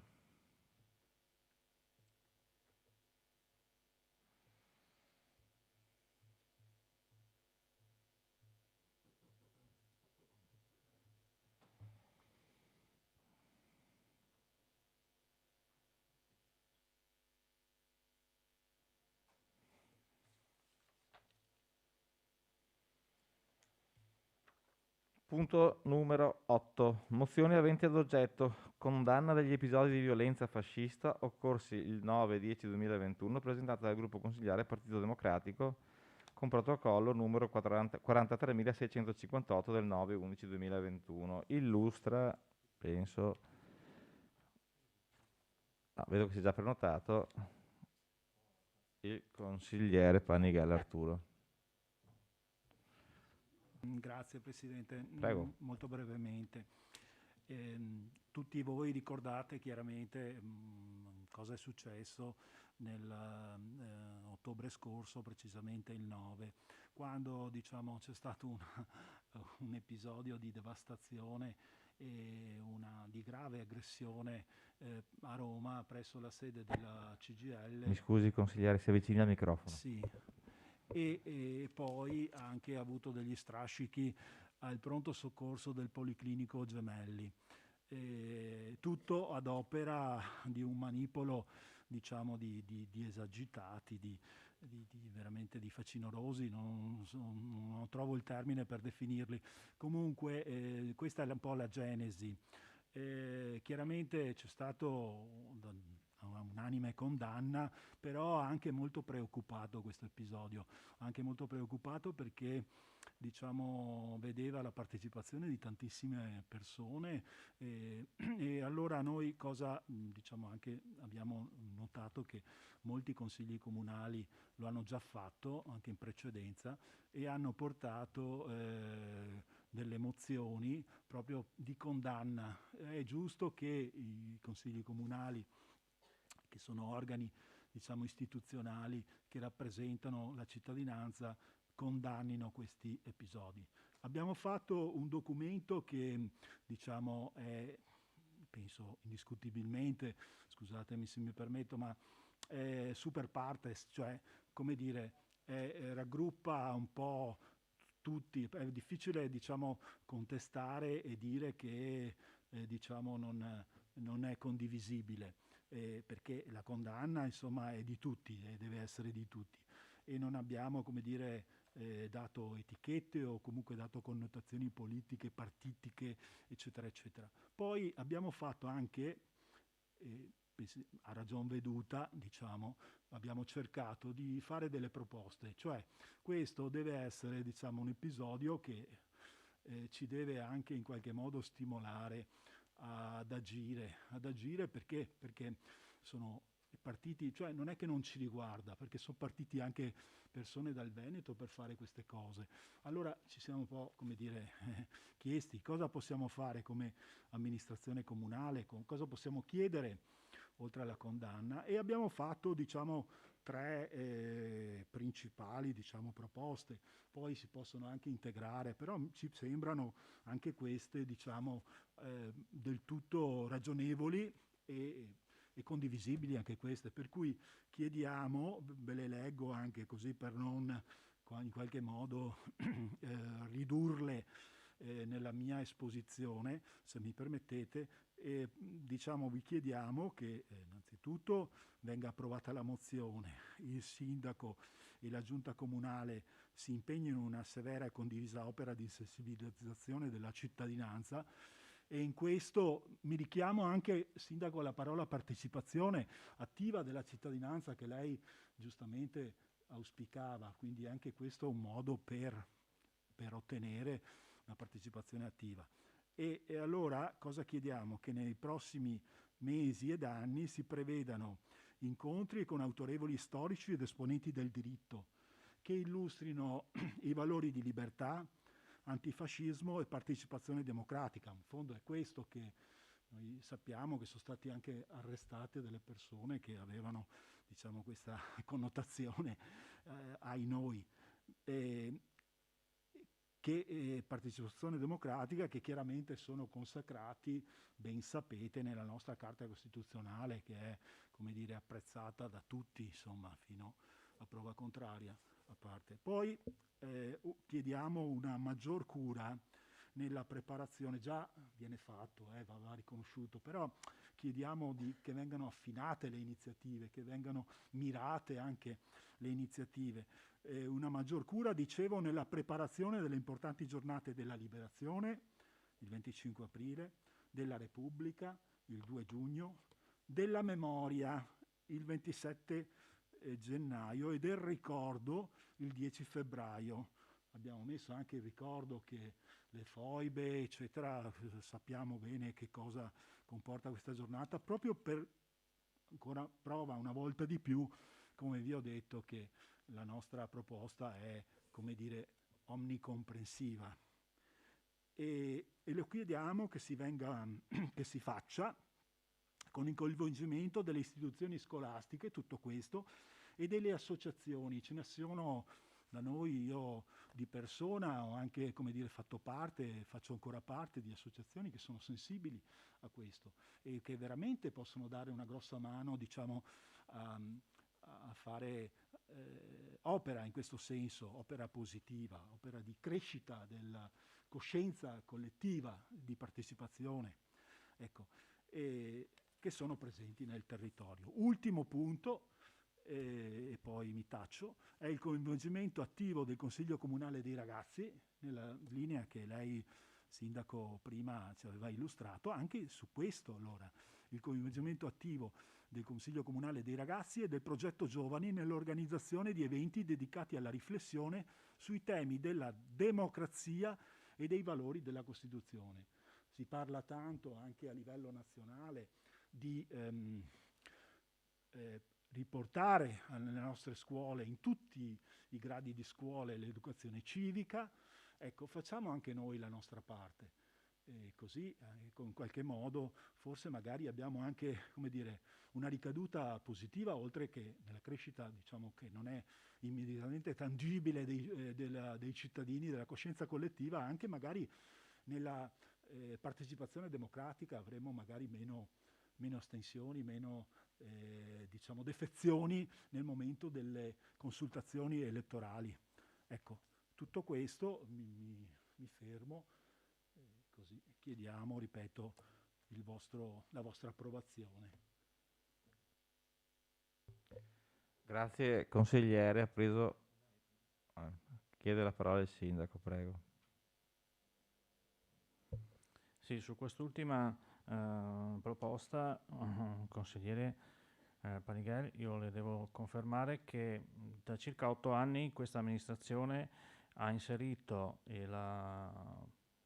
chiamiamola educazione civica o educazione alla cittadinanza, come viene chiamata nelle scuole, ha inserito questo programma di visita al municipio partendo dalle scuole materne, e si fa un certo tipo di visita alle scuole elementari, altro tipo di visita a scuole medie, altro tipo di visita, appunto per avvicinare i ragazzi fin dalla tenera età a imparare cosa sono le istituzioni, cosa è un sindaco, cosa è un assessore, chi è un consigliere comunale, ma chi è che lo vota, ma perché lo votano, ma perché sono lì.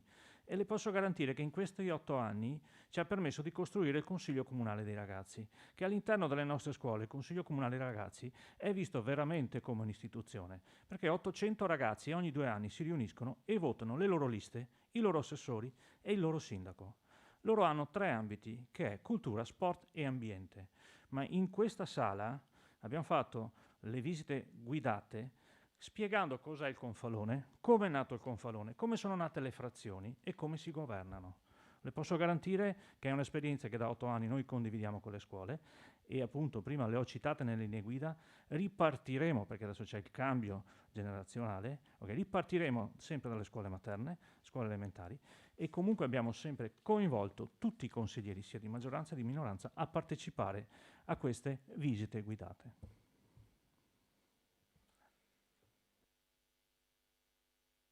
Ha chiesto la parola il consigliere Novello Francesco. Grazie Presidente. Sì, devo dire che io, avendo sentito l'esposizione della delibera da parte del consigliere Panighel, della mozione da parte del consigliere Panighel, sono d'accordo con lui sull'importanza della memoria. Sono un po' meno d'accordo, e anzi mi trova in aperta opposizione, sul fatto che la memoria debba essere o di destra o di sinistra. Quella mozione che il consigliere Panighel ci dipinge essere una mozione super partes e assolutamente neutra, così non è. Perché a me fa piacere che l'abbia esposta, se però l'avesse letta, avremmo trovato che la proposta che viene fatta è quella di fare degli interventi anche a scuola, impegnare l'amministrazione comunale contro gli episodi di violenza fascista e contro il termine fascista, peraltro ricorre varie volte, per cui una delle proposte, ad esempio il punto A, è incontri che illustrino valori di libertà, antifascismo e partecipazione democratica. Ora, se io sono perfettamente d'accordo, e l'ho anticipato, sul fatto che è fondamentale illustrare i valori di libertà, non mi trova poi così d'accordo limitare questa sensibilizzazione all'opera antifascista. Intendiamoci, gli eventi deprecabili successi a Roma, mi pare che fossero il 9 di ottobre, sono assolutamente deprecabili e sono da condannare. Ciò detto, però, questa mozione mi sembra tutto tranne che neutra, visto che è in un'unica direzione. Ora, vorrei ricordare che le violenze non sono solo di destra. Le violenze vanno condannate a prescindere dall'orientamento politico. Le privazioni di libertà e gli autoritarismi non sono solo di destra, anzi, se proprio vogliamo vederla tutta, nella maggior parte del mondo attuale le dittature hanno una matrice di sinistra, una matrice comunista. Le violenze sono, la storia ci ha insegnato che c'è stato il totalitarismo nazista, ma c'è stato anche il totalitarismo dell'Unione Sovietica. Non solo nel passato, il mondo comunista registra ancora oggi delle privazioni importantissime di libertà. Io, così, siccome sono un curioso, ho voluto, ad esempio, scaricarmi. Parliamo di libertà, parliamo di totalitarismo. Ebbene, questo è un dato aggiornato al 8 di novembre. Se parliamo di libertà, credo che l'accesso all'informazione, la libera espressione delle opinioni sia una manifestazione di libertà. Ebbene, in Cina ci sono una serie di siti web, ormai viviamo in un mondo digitale per cui è inutile nasconderci dietro un dito, la libertà passa attraverso l'informazione che è veicolata da internet, dai social, eccetera. Ci sono una serie di siti, servizi che per noi sono di comune utilizzo, che lì sono assolutamente vietati. Sono vietati Facebook, Twitter, Instagram, Reddit, Pinterest, Snapchat, Quora, Picasa, WordPress, Blogspot, Blogger. Per quanto riguarda le app ce ne sono una valanga. Per quanto riguarda le app, ad esempio Google Play, WhatsApp, Messenger non funzionano. Il motore di ricerca più noto a tutti è Google. Ebbene, Google in Cina non funziona. Si inserisce una chiave di ricerca e viene scritto che la ricerca non soddisfa i criteri del partito.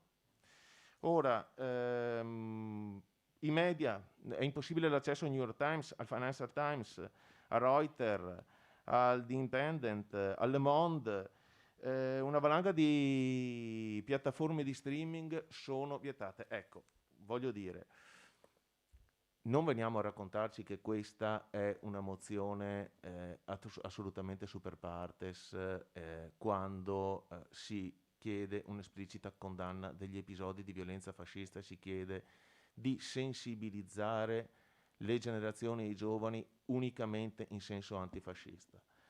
Le violenze sono violenze, come tali vanno condannate a prescindere dalla fonte e dall'orientamento politico. Un caso eclatante di questi giorni è quello, ad esempio, e di certo non avviene in uno stato fascista, della tennista, l'ex numero 1 del tennis cinese, che per aver fatto presente, per aver accusato l'ex vice premier Zhang Gaoli di molestie sessuali, è sparita. Ci sono tutte le tenniste, dalla Navratilova alla Chris Evert, eccetera, e tutta la federazione internazionale che è preoccupatissima perché non si hanno più notizie. Pare che sia arrivata una mail che somiglia e puzza molto di mail di partito. Ora, se vogliamo parlare di lotta alle violenze e vogliamo parlare di libertà e vogliamo parlare di memoria, io sono d'accordissimo col consigliere Panighel, ma la memoria deve essere memoria di tutti e per tutti. E per tutti. In questo senso, l'avete anche vista perché è stata legata agli ordini del giorno dell'odierno Consiglio Comunale, quelli della volta scorsa poi è stato rinviato, noi abbiamo presentato come gruppo di maggioranza, assieme al collega Serena, al capogruppo Serena, abbiamo presentato una mozione che questa sì che è omnicomprensiva, questa sì che è apolitica e apartitica, che rievoca l'importanza della memoria e lo fa sulla base di una risoluzione del Parlamento europeo e chiede e questa sì ritengo ampiamente condivisibile, dove si evidenzia che sono deprecabili sia i totalitarismi nazista che quello comunista, di cui molto spesso ci si dimentica.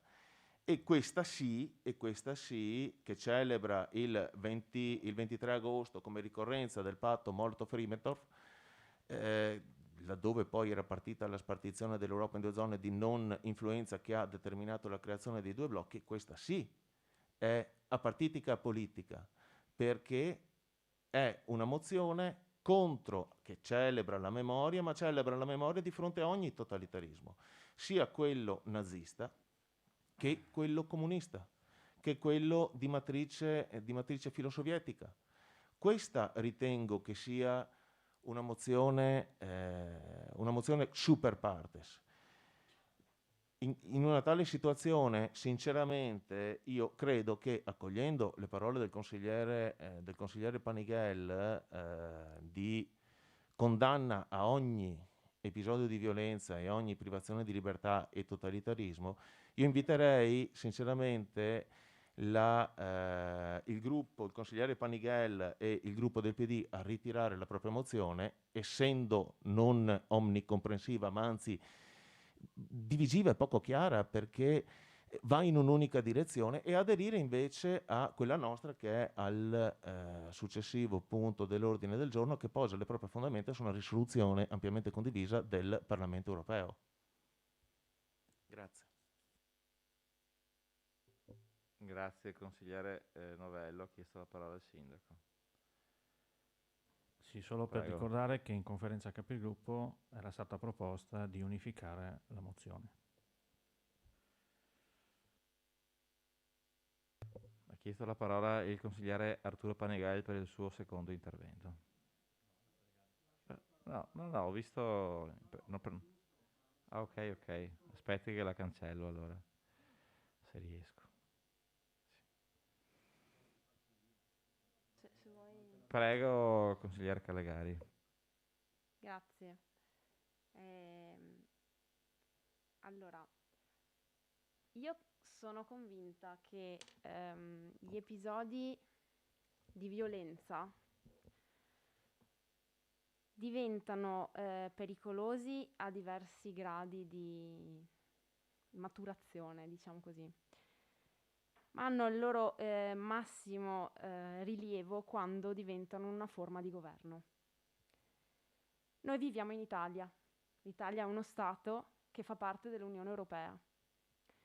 L'Italia ha vissuto una storia che ci caratterizza e che conosciamo tutti perché l'abbiamo studiata, e qualcuno che noi abbiamo conosciuto direttamente, io parlo per mio nonno, non era partigiano, era un semplice soldato italiano che nel 1943, quando è successo quello che è successo, è stato preso e portato dai suoi amici, colleghi di battaglione al lager nazista. E questi amici erano espressione della loro forma di governo in carica. Ok? Quindi quando noi parliamo della storia italiana, e in questa sede noi abbiamo portato una mozione che fa riferimento alla storia del paese in cui viviamo, perché noi siamo un ente locale della Repubblica Italiana, dobbiamo fare molta attenzione a parlare di forme di governo e ideologie, perché quando un'ideologia rimane tale è confinata, quando un'ideologia diventa forma di governo è un'altra cosa. Se fossimo in Russia, la mozione avrebbe a che fare con la forma di governo che lì ha avuto gli esiti che ha avuto. Se fossimo in Spagna, avremmo a che fare con la forma di governo che lì ha dato gli esiti che ha avuto. Noi dobbiamo ricordare che nel nostro paese è il fascismo che è stata la forma apicale di antidemocrazia più grande, che ha portato le più gravi conseguenze sul popolo italiano che noi rappresentiamo in questa sede. in piccolo, ma li rappresentiamo tutti. Pertanto la forma che diceva prima il collega Panighel di ampliare la mozione anche alla giornata del ricordo e non solo a quella della memoria, va proprio nella direzione di prendere tutte le forme di governo che si sono dimostrate antidemocratiche, che hanno avuto a che fare con il nostro paese, Italia.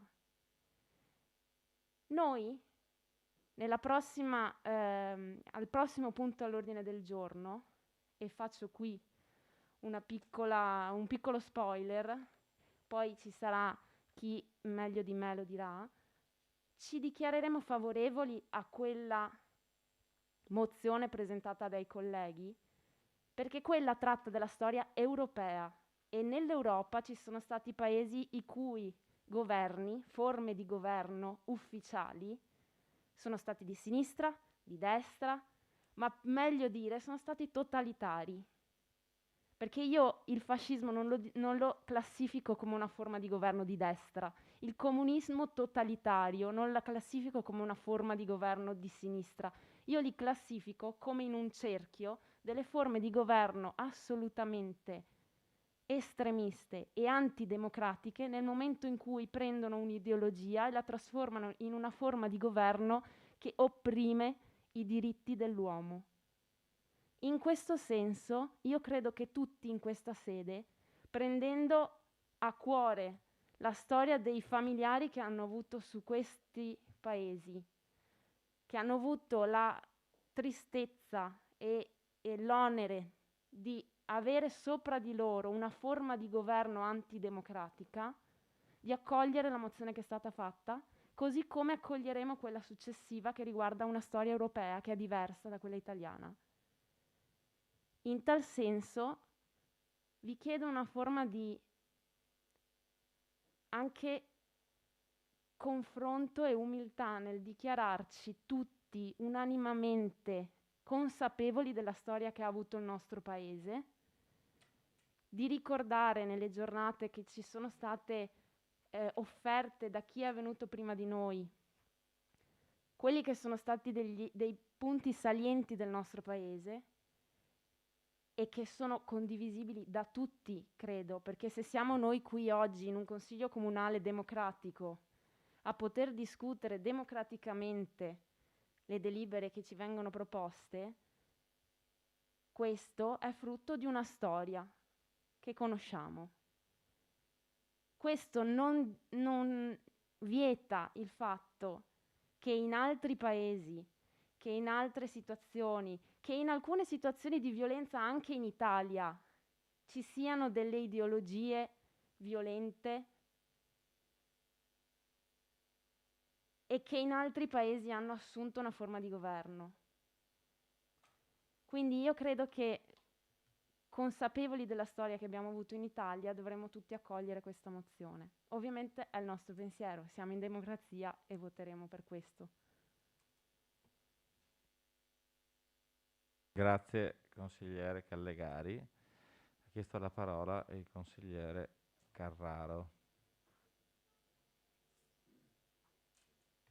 Ho sbagliato, mi scusi, prego.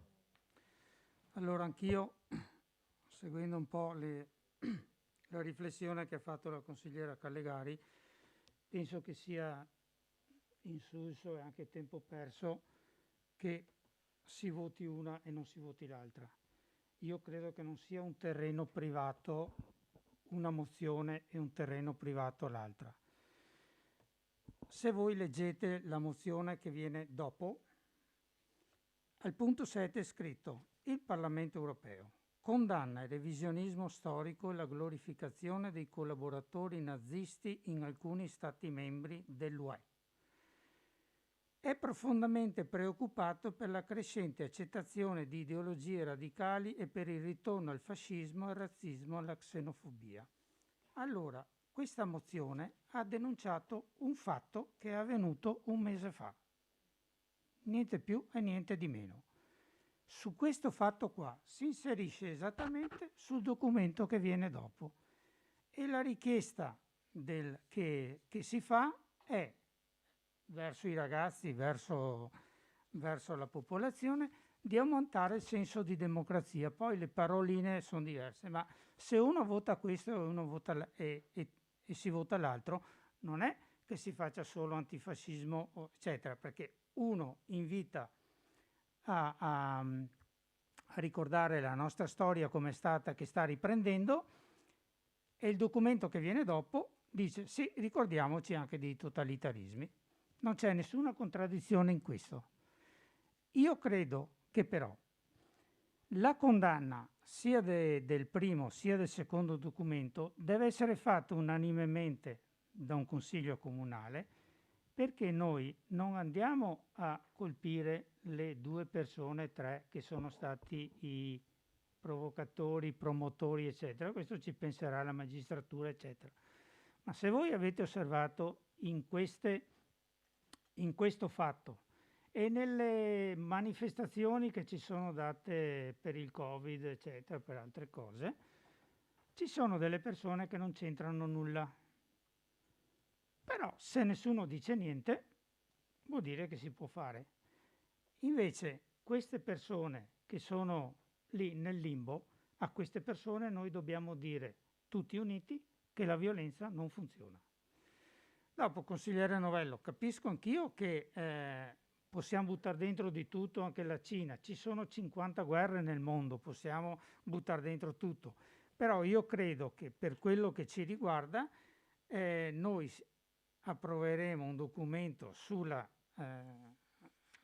europeo che richiama alla lotta contro i totalitarismi e un invito a impegnarsi a formare le coscienze, e l'altro fatto che dice guardate che da noi è successo un fatto grave, perché i totalitarismi o altre forme di violenza forte nascono da questi fatti qua, semplici. Noi se faccio una faccio una manifestazione, comincio a fare cose un po' forzate, nessuno dice niente, siamo a posto, è tutto giustificato. È per questo che dico che troviamo una linea comune, ma a mio parere queste 2 mozioni vanno votate assieme, perché la popolazione deve capire che tutto un consiglio comunale è contrario alla violenza. Altrimenti, se dobbiamo dire questo no perché è un po' così, invece votiamo quello che è molto più vago, che è quello del Parlamento europeo, che comprende tutto, ma sono giochi di basso livello, insomma, direi. Ecco, per cui io invito fortemente a trovare una soluzione perché queste due mozioni passino assieme, perché riguardano lo stesso problema, riguardano la nostra nazione, ma soprattutto riguardano un periodo in cui sta prendendo piede un'aggressività molto più forte.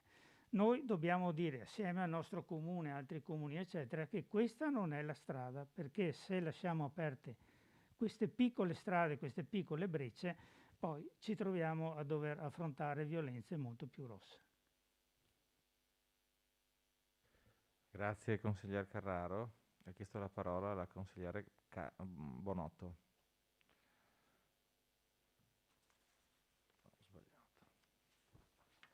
Prego. Buonasera. Allora io mi rivolgo con il mio collega consigliere Novello. Sono contraria a questa mozione presentata dal PD avente condanna degli episodi di violenza fascista occorsi il 9, 10, 20, 21, perché la trovo anch'io faziosa, non rappresenta i fatti che sono realmente accaduti quel giorno. Quel giorno lì non si trattava di una manifestazione con nessun carattere politico, era una manifestazione no Green Pass, no Vax, come ce ne sono state tantissime altre in tutto il paese. Rammento anche che a Milano, a Roma è svolta un'altra manifestazione o tante altre manifestazioni Novax a cui Una era presente anche un brigatista rosso, Maurizio Ferrari, che ha avuto 30 anni di galera, mai dissociato né mai pentito, che ha coinvolto anche una troupe nella stessa manifestazione, si sono accaniti con una troupe di Mediaset che stava facendo il suo lavoro e l'hanno assediata e spintonata. Quindi le forme di violenza non sono da una parte, perché sono tutte manifestazioni che non hanno natura politica, hanno natura no Green Pass e non Vax. Oltre a, mi rivolgo adesso invece al consigliere Panighel, che aveva fatto delle considerazioni riguardo alle festività che aveva prima, che sono assolutamente, che rappresentano poi il nostro Stato, l'Italia e la nostra libertà, quindi il 25 aprile, il 2 giugno, il 27 gennaio la festa della memoria, il 10 febbraio per la festa del ricordo. E io aggiungerei anche che farò una richiesta di ripristinare il 4 novembre, che è la festa di unità nazionale delle forze armate italiane, e di ricreare che una volta, quando io ero piccola, visto che rimembriamo vecchie stati, anch'io ormai ho una certa età e so che una volta il 4 novembre era festa nazionale. Ecco, io sono dell'idea che queste tutte le festività che possono riguardare l'unità, il fatto di sentirci appunto orgogliosi dell'Italia vadano assolutamente celebrate e festeggiate.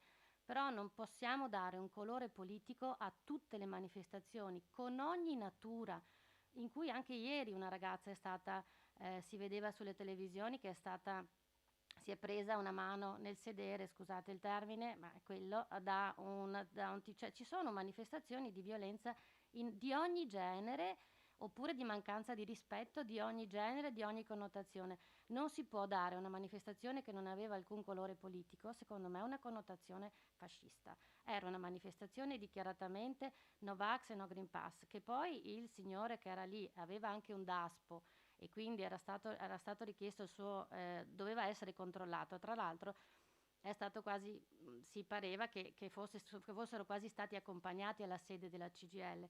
Mi permetto anche di dire al consigliere Panighel che lui ha detto che erano numerosi, e invece erano una quarantina di persone. Se volete andare a vedere gli atti, in quel momento erano quelli. Quindi io non trovo questa mozione di nessun senso, non mi rappresenta, e credo che non rappresenti anche tanti altri di noi.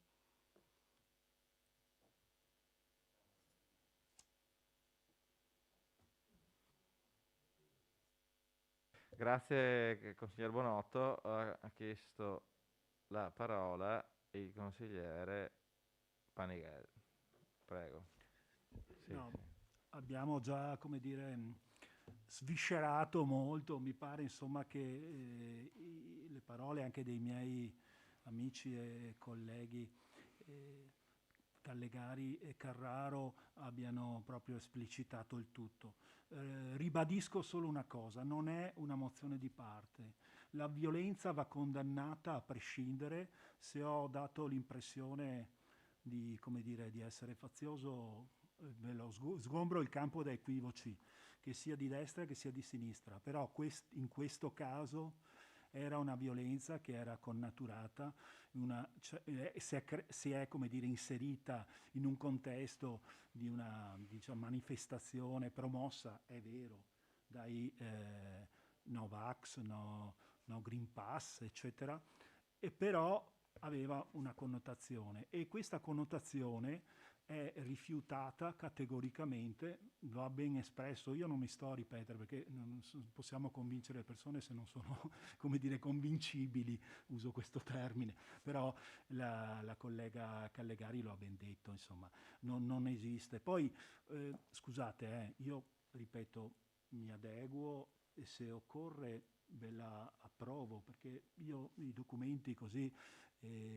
istituzionali, in questo caso fatti dal Parlamento europeo, che è la massima, come dire, istituzione del nostro consesso europeo, li approvo. Però noi stiamo spostando, la nostra riguarda il qui e ora, l'Italia in questo momento storico, e mira a migliorarci, perché è vero quello che ha detto il sindaco, che io apprezzo, e anche questa opera di sensibilizzazione che ha fatto con i ragazzi, eccetera, eccetera, per vedere gli stemmi, per capire come funziona un consiglio comunale. Ecco, io farei un salto maggiore però, sindaco, un salto un po' solo così, per parlare anche di temi che vanno a toccare il sangue delle persone, la carne, la libertà, ma libertà non intesa come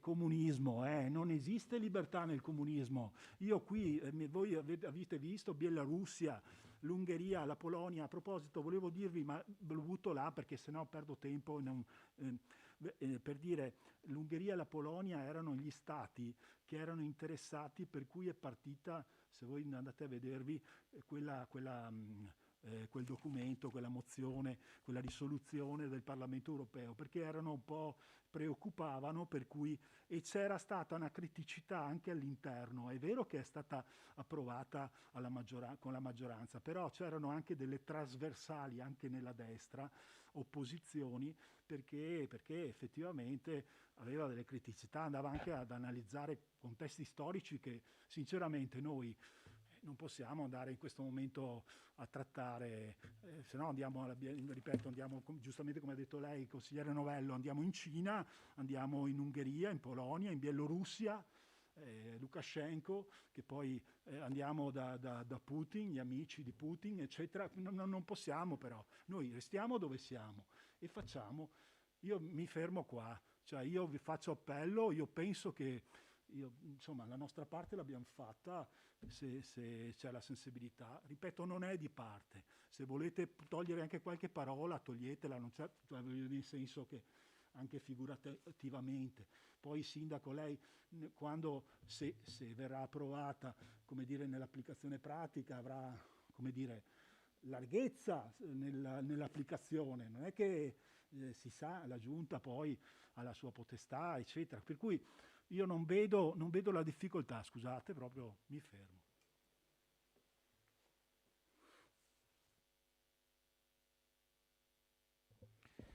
Grazie, consigliere Panighel.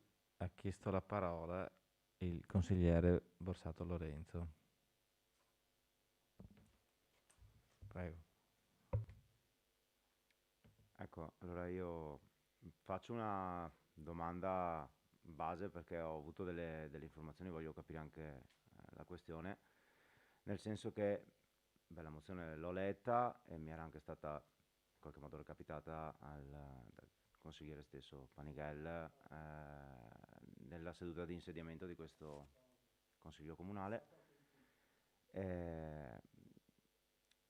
Ho letta, mi è stato riferito che da parte del nostro sindaco ci sia stata un'apertura nei confronti di chi ha presentato la mozione, chiedendo, e trovo che sia sensata la richiesta e l'apertura in questo senso, di lavorare ad un documento condiviso. D'altra parte, se la mozione deve essere in opposizione alla violenza, creare divisione di sicuro è un terreno fertile per la violenza, e non va fatto. Lo spirito di una mozione del genere, immagino, volesse essere quello di unificare un attimino e creare unità anche nel Consiglio Comunale.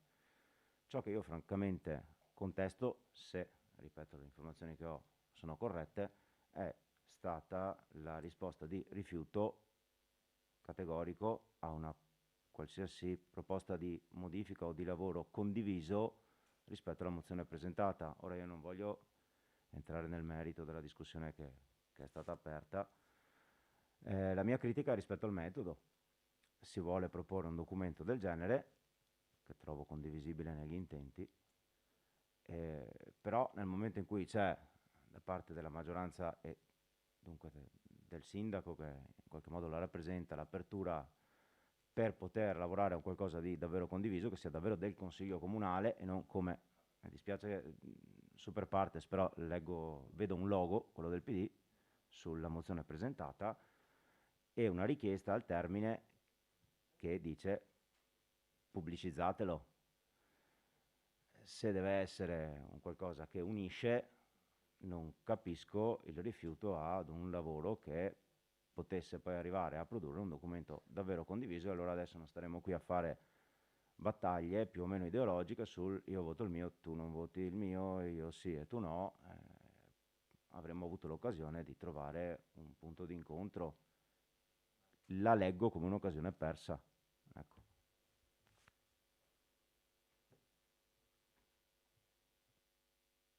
Grazie consigliere Borsato. Ha chiesto la parola la consigliere Milani. Prego.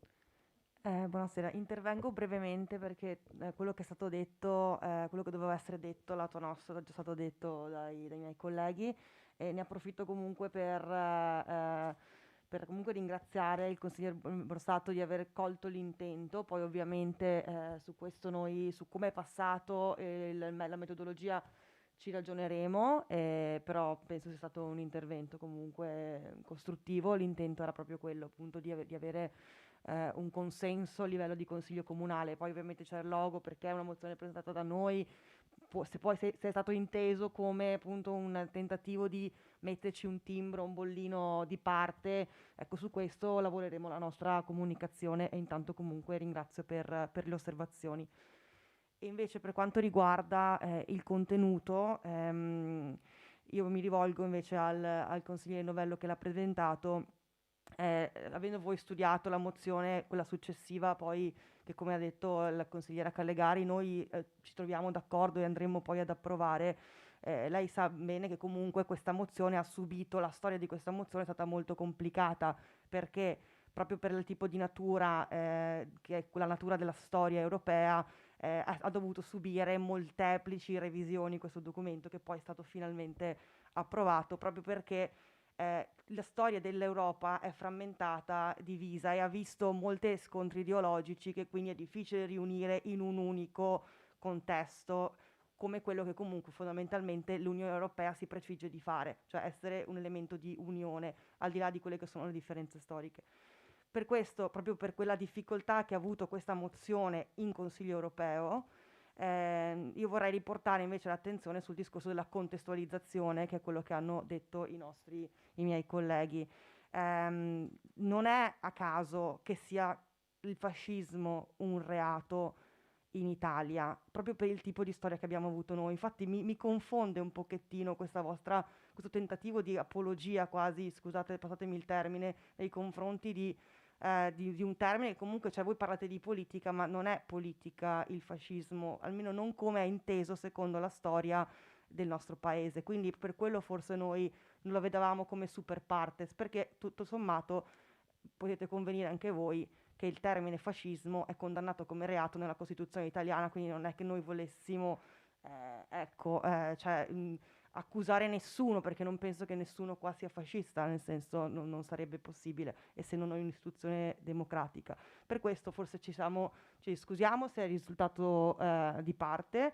Pensavamo fosse una cosa su cui potevamo tutti trovarci d'accordo, e quando, come appunto il consigliere Novello ha ribadito come, diciamo, presa di parte ideologica, il fatto che abbiamo più volte citato la parola antifascismo, spieghiamo il contesto storico per cui la scelta è stata fatta, che si riferisce comunque a un contesto storico italiano.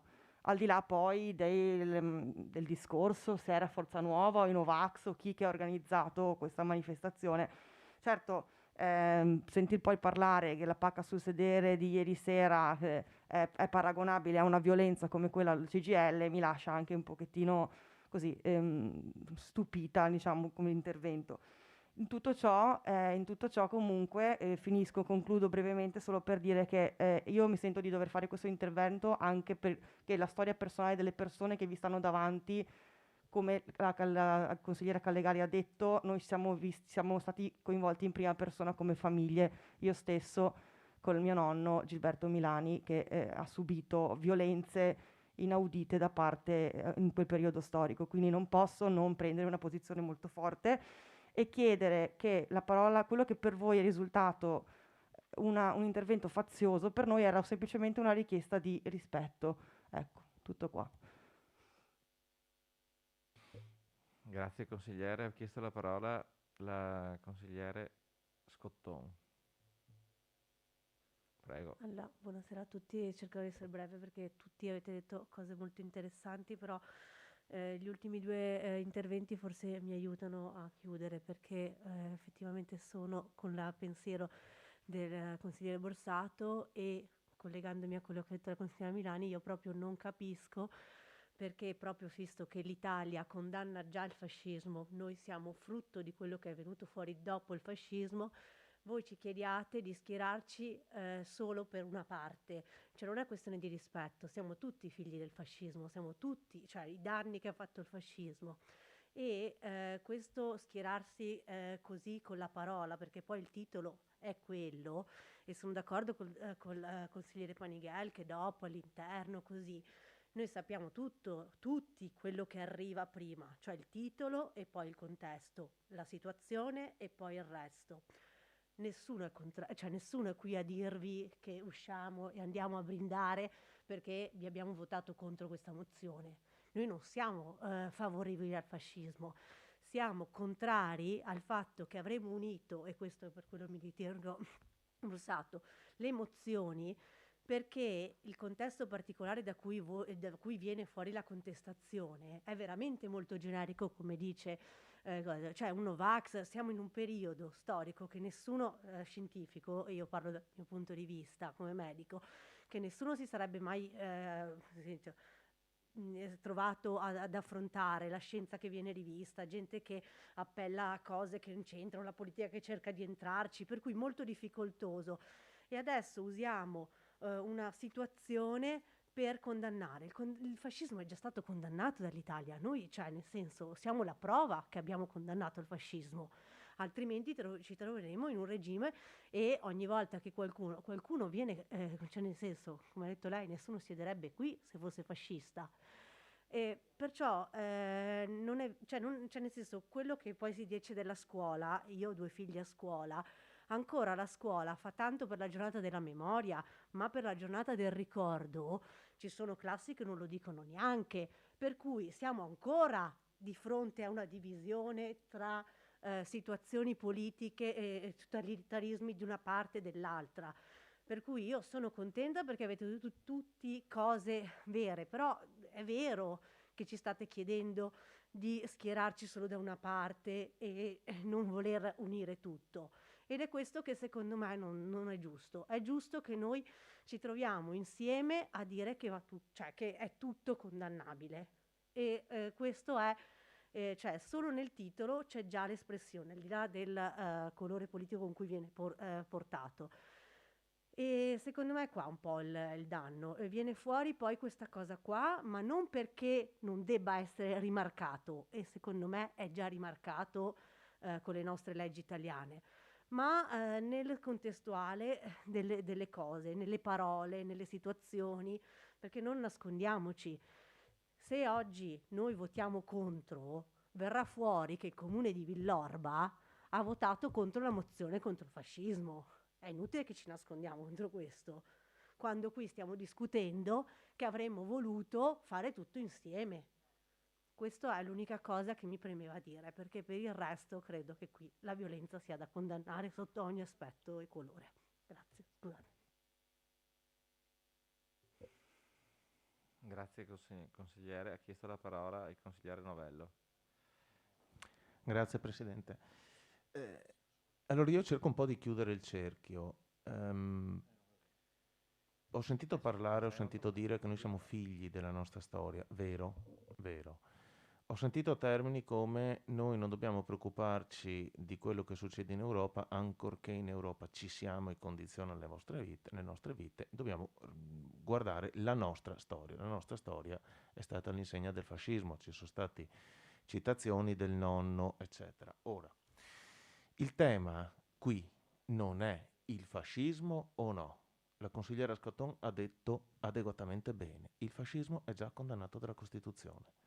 Il tema è, siamo contro le violenze e le privazioni della libertà, tutte indistintamente, Oppure, ma allora, consigliere Panighel, mi perdoni, ma nel momento in cui lei mi dice che siamo contro, che questa doveva essere una mozione omnicomprensiva, però poi c'è, al di là del logo, ma c'è scritto opera di esponenti del movimento di estrema destra. Allora, capiamoci, abbiamo detto, e credo che siamo tutti quanti d'accordo, che quella era una manifestazione no vax e no pass. Poi si era infiltrato un soggetto che peraltro abbiamo anche capito che aveva provvedimenti restrittivi della libertà personale e che lì non doveva starci, e qualcuno in questo senso responsabile sarebbe anche, ok? E peraltro, se vogliamo dire che qualcuno è responsabile, ovviamente è responsabile qualcuno che è al governo, e non mi risulta che il governo sia la destra. Ciò detto, quando si chiede di votare, se mi si fosse chiesto di votare per la condanna contro quell'episodio, contro quell'episodio di violenza tout court, e contro le violenze in genere, è una cosa, ma qui si sta chiedendo di far passare al Consiglio Comunale o quantomeno si sta chiedendo a me di votare una mozione che è indirizzata solo in una direzione. Allora io vorrei ricordare che noi abbiamo avuto sì nella storia il fascismo, ma che ancor più di recente, visto che vogliamo collocare tutto quanto nella storia italiana, abbiamo avuto le Brigate Rosse, che non erano sicuramente fasciste. Quindi se vogliamo votare una mozione che sia contro tutte le violenze, c'è quella dopo. Ricorderei che il sindaco aveva proposto alla conferenza di capigruppo di farne una unica, ed è stato messo il veto proprio da chi ha presentato questa mozione, perché ha detto no, l'abbiamo presentata come Partito Democratico, la vogliamo tenere così. Allora, se le vogliamo riunire, ben venga. Vorrei chiedere però, perché adesso così mi è arrivato, è un dato del 5 di febbraio 2021, quindi non andiamo tanto indietro. 2 persone residenti a Perugia e Terni, vicine ai gruppi anarchici umbri, sono finite nel mirino della Digos, e questi hanno rivendicato l'attentato alla sede della Lega del 2018 del K3. Mi domando, per questo episodio, che peraltro non aveva un colore politico e a cui si vuole a tutti i costi attribuire un colore politico, è stata presentata una mozione. Mi chiedo se per l'attentato alla sede della Lega al K3 fosse stata presentata una mozione. Non lo so, non c'ero, vorrei capirlo. Ciò detto, per chiudere il cerchio, credo, come diceva il consigliere Borsato, che sia stata un'occasione persa, nel senso che io sinceramente di votare una mozione di una mozione che è politicamente orientata, io non la voto. E di certo non esprimerò il voto favorevole di una mozione politicamente orientata, perché che ne diciate, basta leggere il testo, si parla di destra, di fascismo, rifiuto categorico del fascismo, incontri storici ad esperti di diritto che illustrino i valori di libertà dell'antifascismo, e il resto, guardate che il pericolo non è soltanto fascista, perché noi abbiamo avuto anche a parte le Brigate Rosse, ma se vogliamo risalire nella storia, abbiamo avuto anche la monarchia. Non si parla mica non ci sono mozioni qua, non c'è scritto nulla sul pericolo del ritorno dell'ordinamento monarchico. Quindi voglio dire, ritengo, come ha detto il consigliere Borsato, che sia stata un'occasione persa, perché era stato proposto di farne una unica, di farne una condivisibile, senza orientamento e senza colore politico. C'è stato rifiuto. Grazie. Grazie consiglier Novello. Ha chiesto la parola alla consiglier Callegari. Grazie. Per il secondo intervento. Sì, starò dentro i 5 minuti. Io ringrazio Lorenzo Borsato e anche Lucia Scottonda per quello che hanno detto, e è sicuramente un'osservazione che porteremo a casa per essere più efficaci la prossima volta.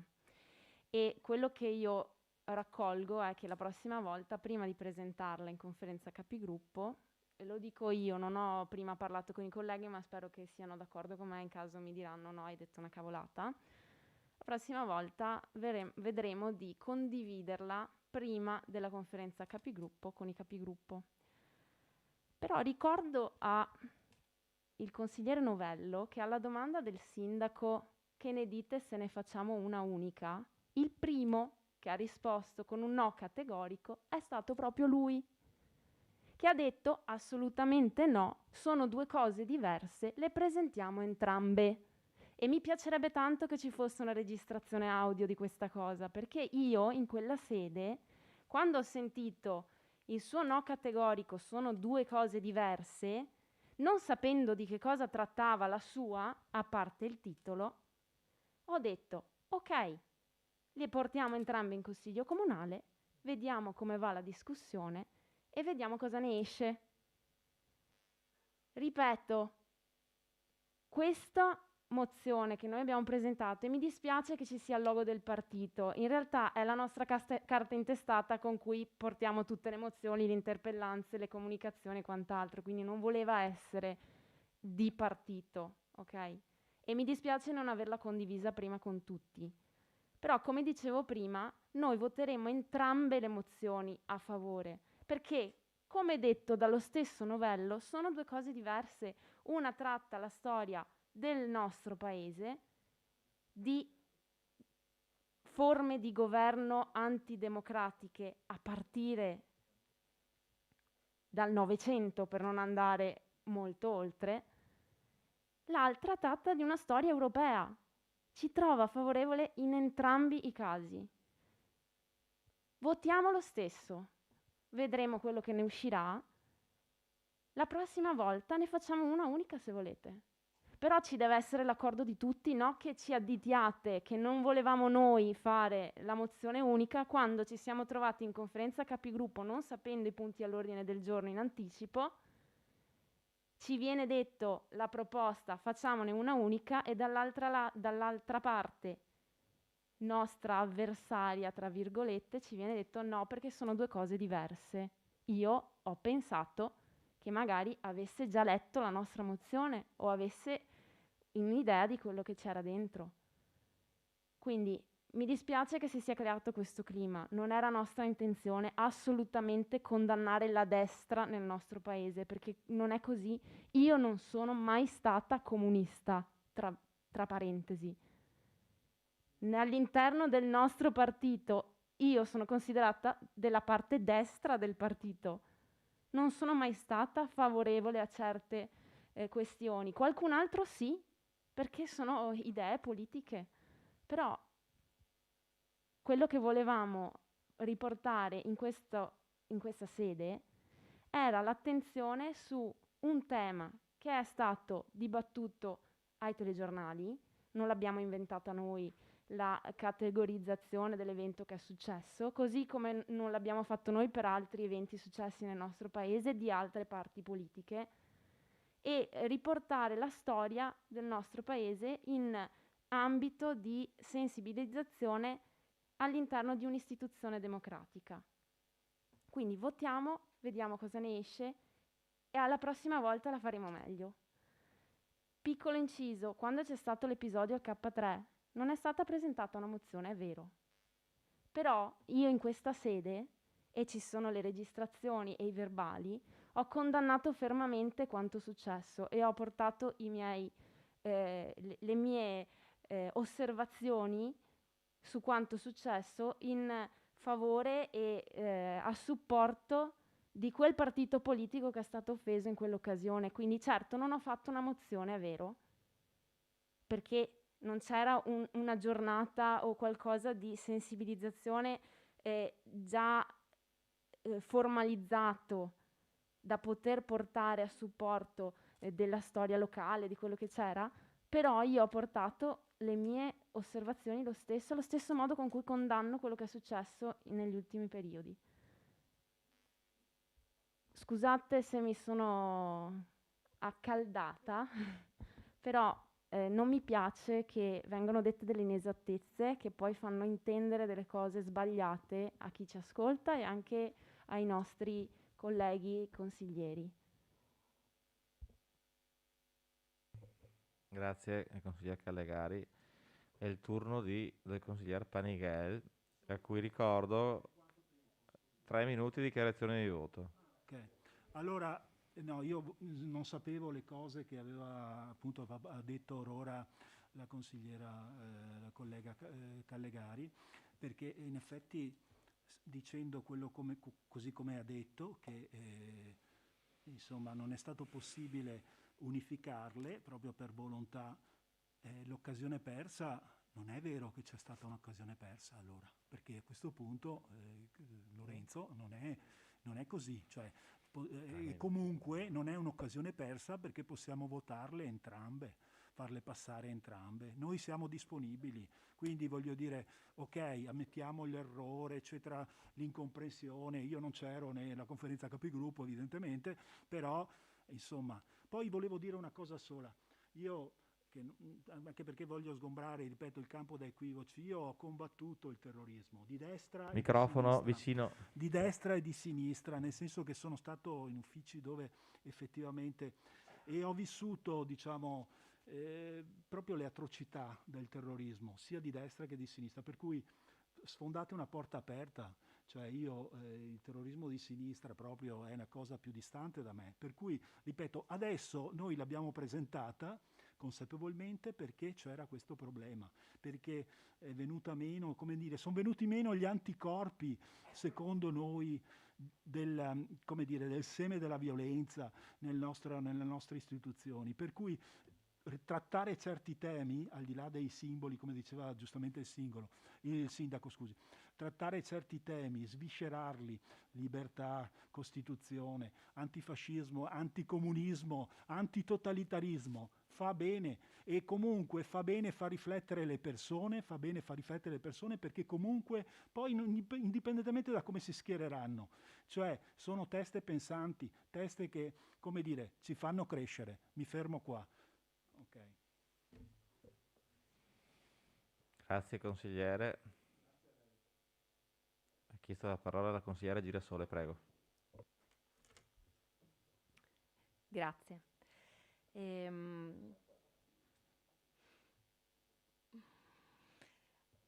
Vedo che la partecipazione è un valore condiviso, consigliere Gagliazzo, anche da lei.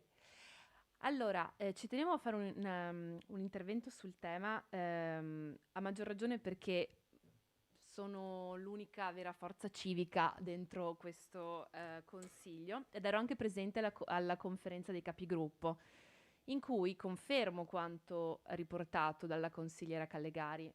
E lo dico proprio in virtù dei fatti, che è importante che anche voi conosciate. Confermo che il sindaco ha proposto di unire le mozioni, che c'è stato un momento di impasse generale e che non c'è stata una contrapposizione unilaterale.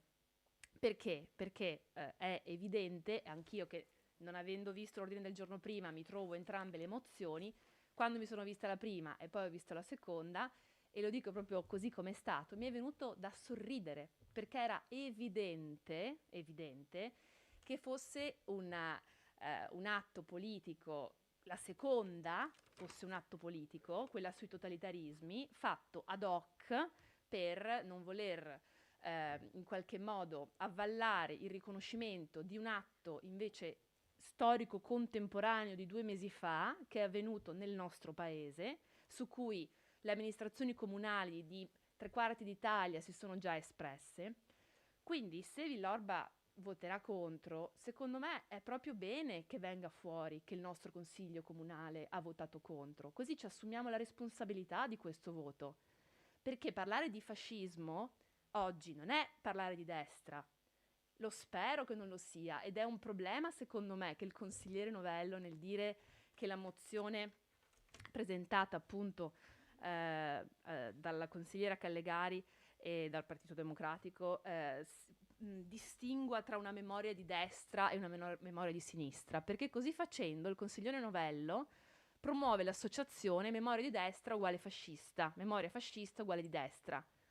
Forse questo è il caso del partito politico che rappresentate, lascio lì come punto di domanda, non è la realtà di tutti gli elettori di destra che non si riconoscono in una memoria fascista.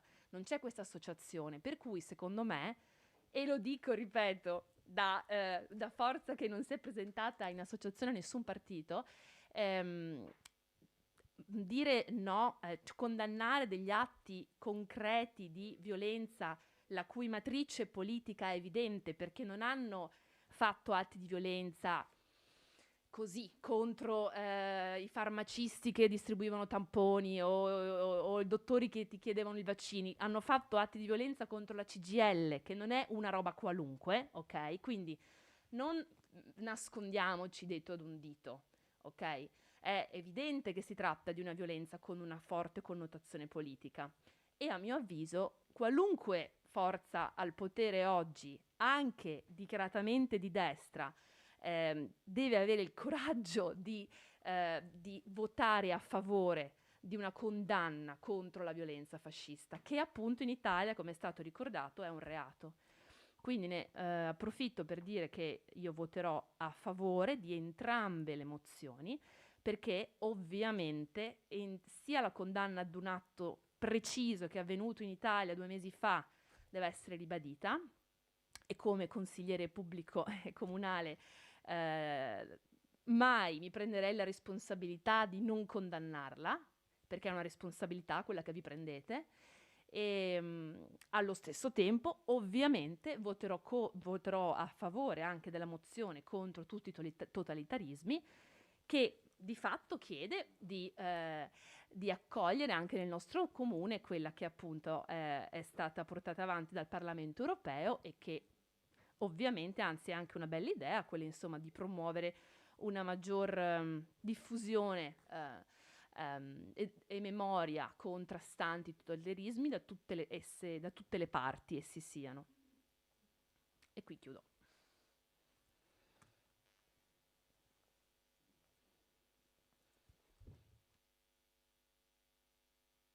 Grazie consigliere Girasole, e passo la parola al sindaco. Sì, giusto per ricordare, la prima conferenza capigruppo, quindi vuol dire la prima del Consiglio del 25, ricordo bene che quando io ho proposto di unificare le due mozioni, la prima a prendere la parola è stata proprio lei, consigliera Girasole, perché ha letto un pezzettino della mozione della PD e un pezzettino della mozione della maggioranza, e lei ha detto queste due non possono essere uguali. Sbaglio? Ricordo male? No, giusto per ricordare com'è andata in conferenza capigruppo. Non sono uguali, non si possono votare. No, fuori microfono no. Okay. No, era per ricordare che dopo si sia aggregato anche il consigliere Novello dicendo no, noi votiamo la nostra, voi votate la nostra. La consigliera Caragalli ha detto la stessa, no, io a questo punto noi votiamo la nostra, voi votate la nostra. Tengo a precisare che poi nel Consiglio del 25 ci siamo fermati per lo stesso motivo di questa sera, tecnico, e ci siamo trovati qui a fianco in conferenza capigruppo, dove mi sembra di ricordare che avevamo anche lì detto se volete la mozione la rinviamo al prossimo Consiglio, però ne facciamo una unica.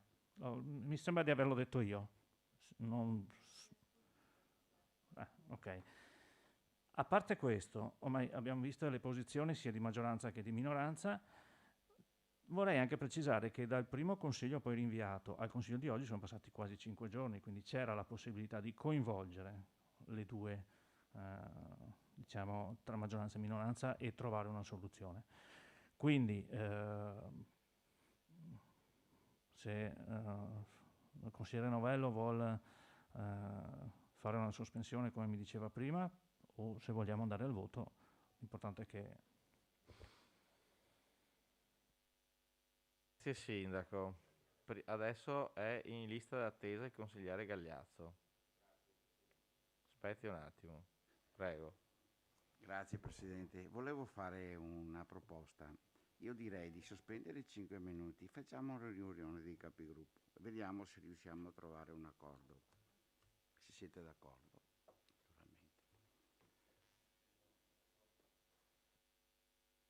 Grazie consigliere. Comunque adesso in lista d'attesa c'è il consigliere Bonotto e il consigliere Novello. Prego, consigliere Bonotto. Allora, Secondo intervento. sì. 5 minuti massimo. Sì, ringrazio intanto i consiglieri Scotton, Lucia e Lorenzo Borsato che mi hanno ben rappresentato la nostra posizione nel appunto chiedere che fosse che non è partita con l'intento desiderato probabilmente la mozione presentata dal PD, cosa che poi mi è stata confermata dalla consigliera Callegari, che dice che probabilmente hanno fatto un errore di comunicazione. Allora, lei dice che hanno usato la carta casualità con il logo del partito perché è quella che usano di solito, però già questo comunque fa una connotazione. E poi ha detto che non voleva creare una frattura, già da, diciamo, chi ben inizia è a metà dell'opera, si dice, no? Quindi già creare una frattura in questo senso, secondo me, non aveva alcun senso. Io ritengo che la mozione antifascista, che ripeto, non era una manifestazione di parte, era una manifestazione di tutt'altra natura e quindi che questa sia una mozione presentata dal gruppo consigliare di minoranza, ma non attinente ai fatti che sono veramente accaduti quel giorno a Roma. Sappiamo bene, se andiamo a vedere, che Castellino, che non doveva essere lì, aveva annunciato 2 ore prima che sarebbe andato alla CGIL. Non sono intervenuti in nessun modo per fermare quell'aggressione, che io condanno violentemente, perché comunque anche una violenza, anche se hanno messo a soqquadro tutta la sede della CGIL, è una violenza al pari di un'altra violenza, perché io prima sono un po' inorridita. Oggi volevamo fare il minuto di silenzio appunto per la violenza contro la donna. Il consigliere Milani dice: ma non puoi paragonare il CGIL con una violenza. Invece secondo me sì, perché la violenza è violenza, appunto. Cioè non c'è una violenza di serie A, una violenza di serie B, una mancanza di rispetto. Una violenza è l'altro giorno a una barista a Roma, un signore, perché gli chiedeva il Green Pass e lui diceva non sei autorizzata a chiedermelo, e lei continuava a dire sì, sono autorizzata. Un signore si è calato i pantaloni. Ogni forma di violenza, di mancanza di rispetto, che sia mettere a soqquadro una stanza, mettere o la sede di un'associazione, o mettere le mani addosso a una persona, io la trovo uguale, la trovo identica, non trovo differenze. Quindi mi chiedo come da donna abbia potuto dire una cosa del genere, punto. Grazie consigliere. Passo la parola al consigliere Francesco Novello per il suo terzo intervento, 3 minuti. Allora, io sarò telegrafico e ne impiegherò meno di 3. Mi fa molto piacere che il sindaco, che evidentemente ha una memoria estremamente fotografica, si sia ricordato che quando lui ha proposto in conferenza capigruppo di farne una unica, proprio la consigliera Girasole disse no, sono diverse. A seguito la consigliera Callegari ha detto ma non lo so, dovremmo parlarne con il nostro partito perché noi l'abbiamo presentata così. Io a quel punto dissi vabbè, ascoltate, allora teniamole diverse, teniamole divise, le presentiamo entrambi. Questo no, non è questione di fare la vittima e accetto veramente non accetto molto l'ironia su queste situazioni. Io ripeto, non avrei nessuna difficoltà a votare una mozione che condanna l'episodio in sé. Mi spiace vedere che, come diceva la consigliera Bonotto, carta intestata, anche noi ce l'abbiamo la carta intestata, però, caso strano, la nostra mozione è bianca, giusto per essere neutri. Okay? Il testo non è sicuramente neutrale. Quanto al fatto poi che mi si voglia attribuire l'abbinamento destra-fascismo, tutt'altro. Io condanno, e l'ho detto nell'incipit ringraziando il consigliere Panighel, condanno e noi condanniamo, il nostro partito condanna tutte le forme di violenza. Abbiamo preso la distanza da questi. Ricordo che la Giorgia Meloni l'ha detto chiaramente, che vanno condannati. Ora, il problema è un altro, è voler dare una connotazione politica, è quello che io non sopporto. Voler dare una connotazione politica a un episodio deprecabile e che va condannato. Allora, da un lato io sono favorevolissimo alla temporanea sospensione per le riunioni dei capigruppo, dall'altro io rinnovo quella proposta che aveva fatto il sindaco sia nell'occasione della riunione dei capigruppo che l'altra volta. Cerchiamo di trovare la quadratura del cerchio, facciamone una unica, che sia neutrale però, che condanni magari anche quel singolo episodio, ma senza connotazioni politiche. Va benissimo, troviamoci e cerchiamo di inquadrare la cosa senza attribuire, senza carte intestate, senza scrivere destra, sinistra, fascista o comunista. Io sarei assolutamente favorevole in questo senso. Grazie consigliere. È in coda, no, ha chiesto di parlare il sindaco, scusate. Prego, In sindaco. coda ci sono ancora 2 consiglieri, chiedo scusa se mi intrometto.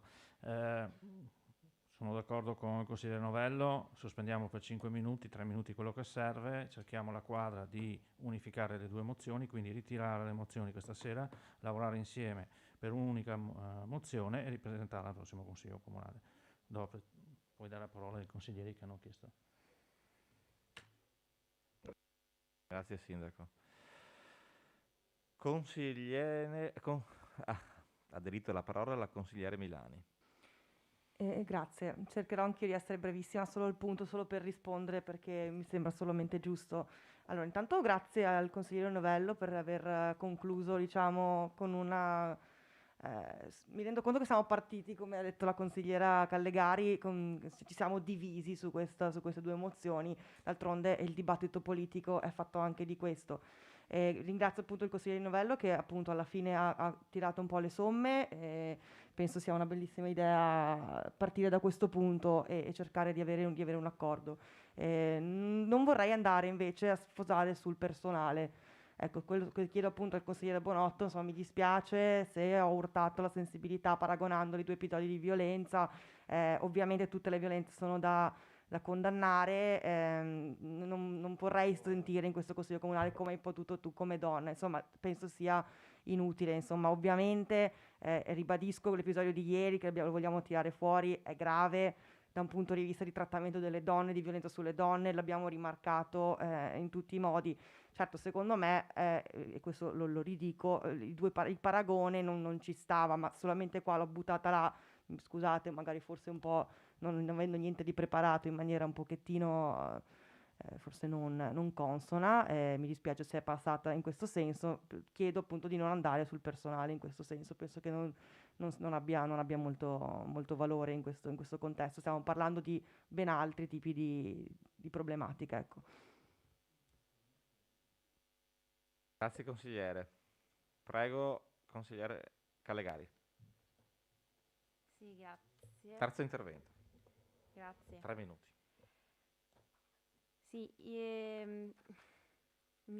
non mi piace molto quando ci riprendiamo le parole l'uno dell'altro, ma ormai questa serata va un po' così. Ammetto, mea culpa, non mi ricordavo dell'intervento della consigliera Girasole in capogruppo, però il concetto che volevo esprimere è che non è che noi non abbiamo voluto fare l'unione delle 2 cose, ma entrambi i proponenti hanno in qualche modo fatto notare, uno più di me, perché io ho semplicemente detto ma dovrei parlarne un attimo col mio gruppo perché l'abbiamo scritta così, perché giustamente non è che io decido per tutti.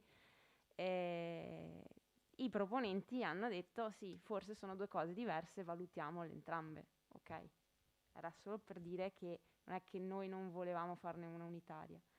Così come il simbolo sulla carta intestata, e è a questo che mi riferivo prima, non era per mettere una connotazione del partito, ma ripeto, semplicemente perché tanto, tra parentesi, quando poi vanno agli atti queste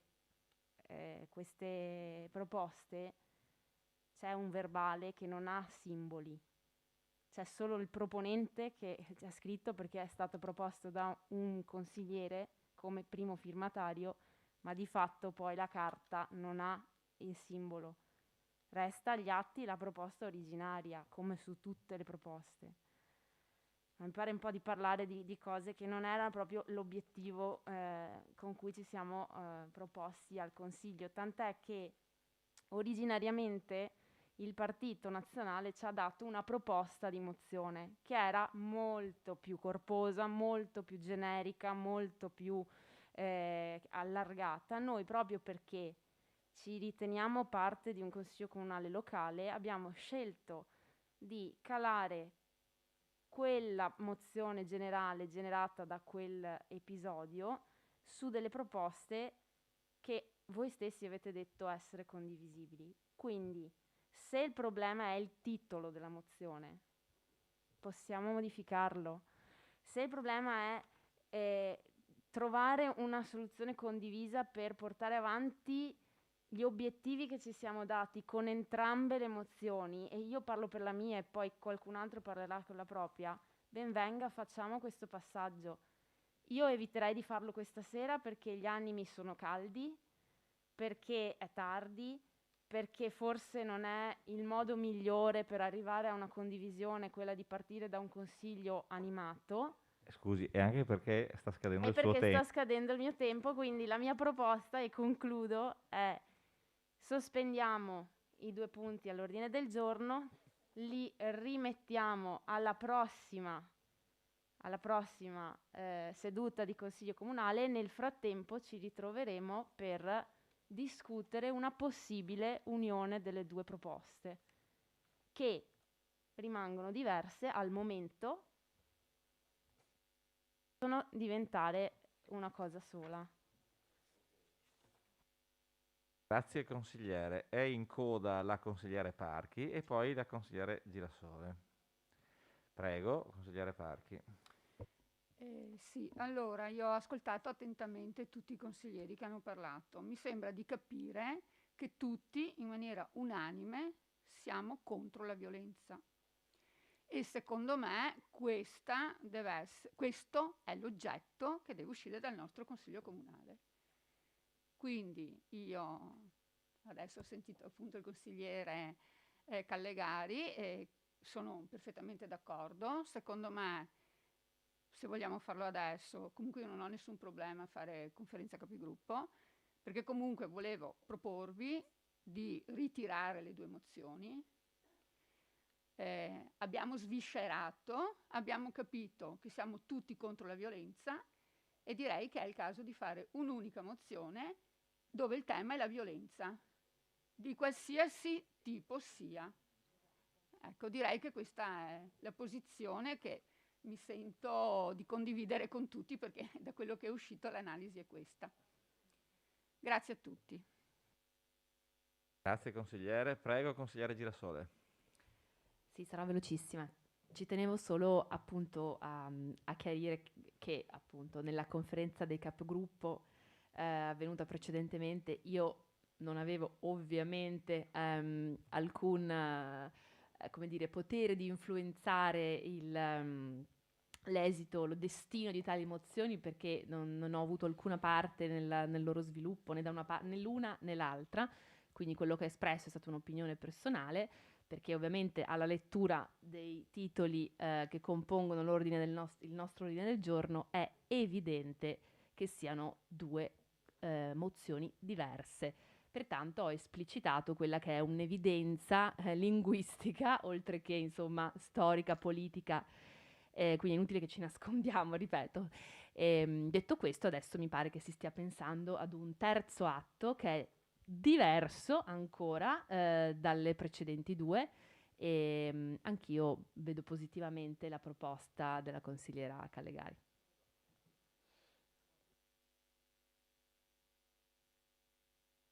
Grazie consigliere. Ha richiesto la parola il consigliere Gagliazzo. Direi di mettere, sì, grazie Presidente, direi di mettere i voti per la sospensione e di rinviare al prossimo Consiglio Comunale.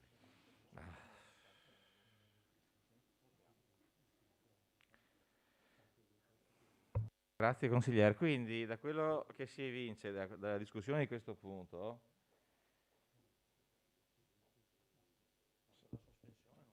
Beh, io direi che la sospensione non serve.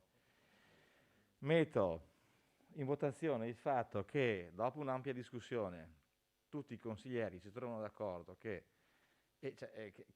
si debba votare un documento unico che condanni tutte le forme di violenza, i totalitarismi, qualsiasi essi siano, e quindi da quello che ho capito da tutti gli interventi dei consiglieri si ritirano le due mozioni, e cioè la numero 8 e la numero 9, affinché i consiglieri e i capigruppo, i proponenti si trovino e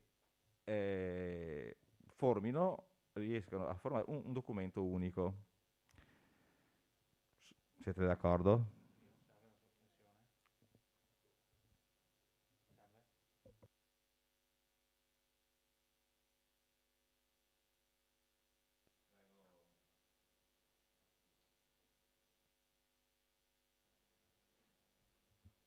Quindi sospendiamo il Consiglio, facciamo piccola conferenza capigruppo e poi votiamo il ritiro delle due mozioni.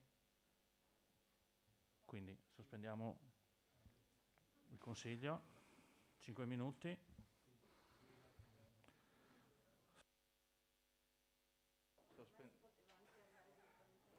Sospendiamo 5 minuti il Consiglio.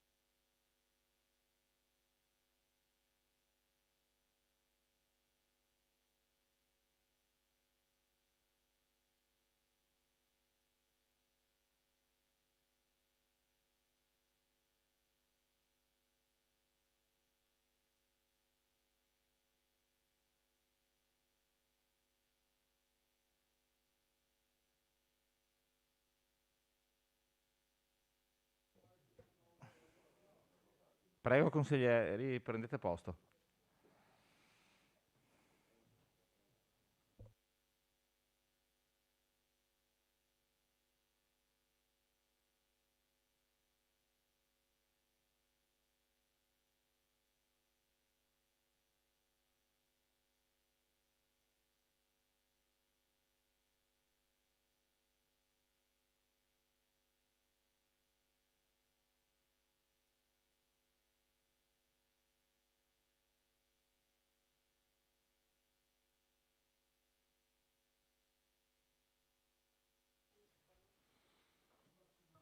Prego consigliere Novello.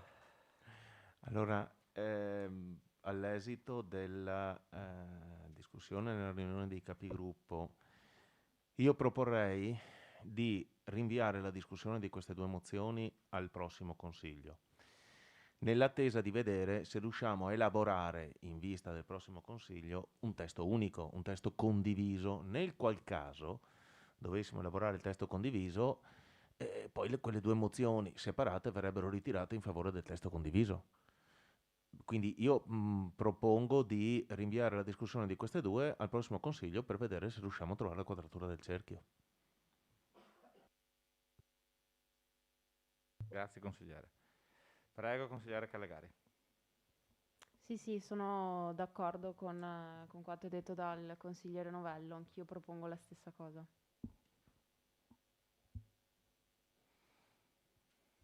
Bene, quindi metto in votazione il rinvio dei punti. Scusi, prendiamo atto che la consigliere Bonotto non c'è, intanto.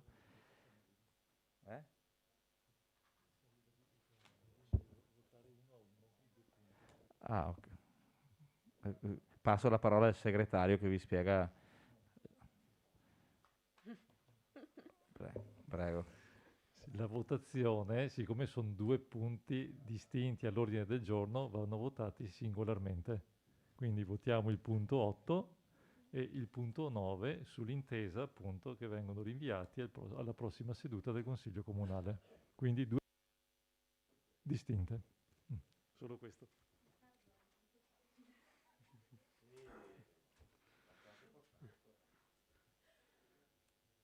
Quindi pongo in votazione il rinvio del punto numero 8, mozione avente ad oggetto condanna degli episodi di violenza fascista occorsi il 9-10-2021, presentata dal gruppo consigliare Partito Democratico con protocollo 43.658 del 9-11-2021. Chi è favorevole al rinvio? Metto in votazione.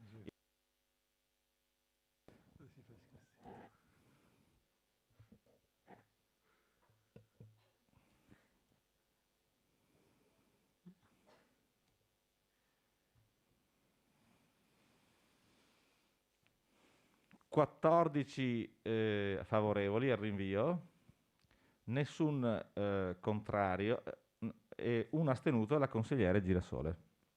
Quindi tutti gli altri sono favorevoli.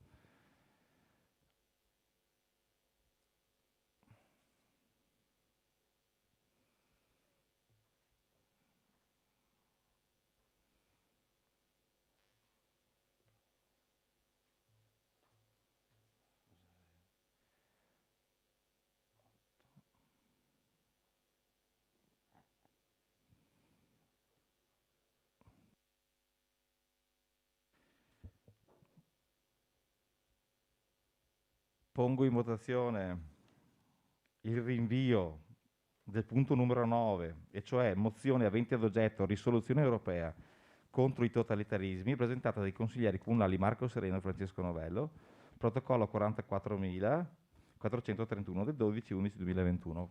Chi è favorevole al rinvio?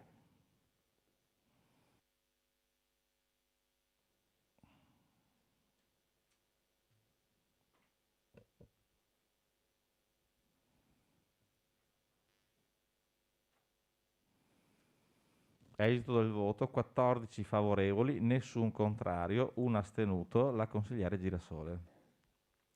L'Assemblea approva il rinvio.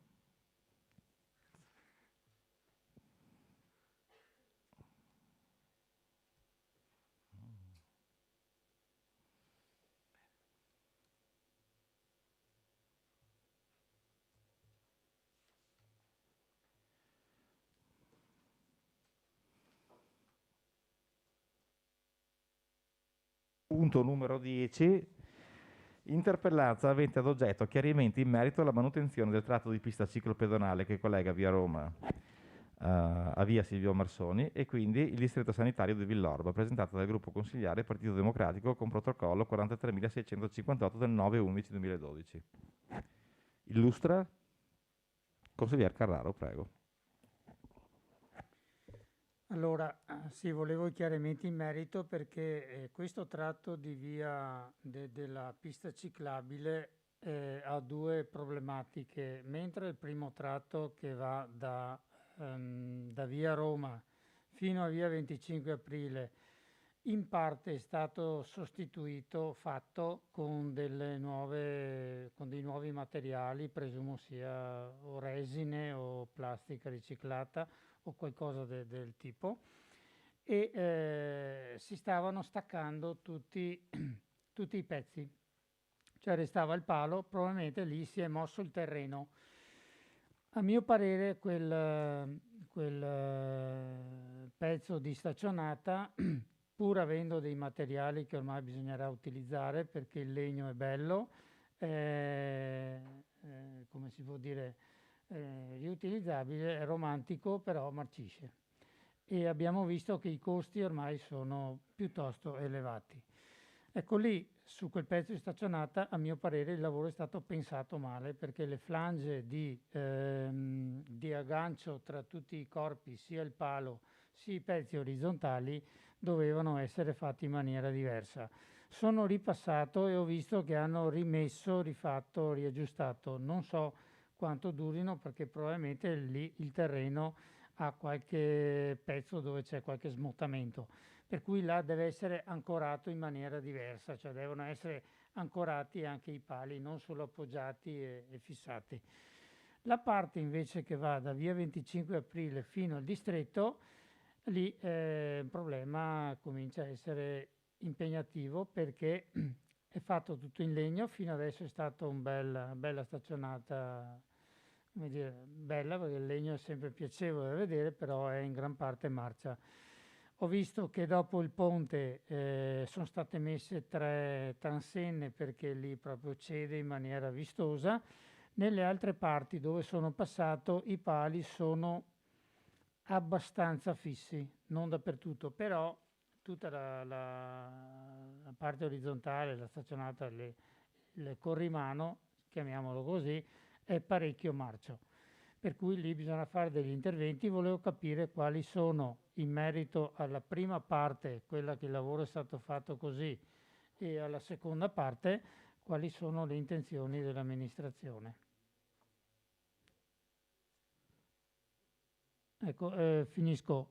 Colgo comunque, anche ho visto che anche in altre parti in via Chiesa i pali sono stati messi in materiale plastico e probabilmente quelle sono le soluzioni per il futuro.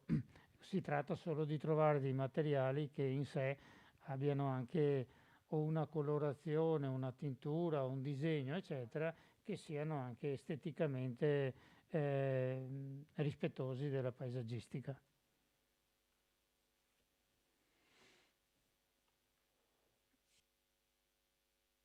Grazie consigliere Carraro. Prego Sindaco. Allora io leggo un attimo in linea generale, poi per le cose tecniche passo la parola, se questa non è esaustiva, all'assessore Dussin. Allora, questa amministrazione provvede costantemente ad effettuare interventi di manutenzione del percorso naturalistico lungo il canale Piavesella, compatibilmente con stanziamenti di bilancio e con priorità indicate.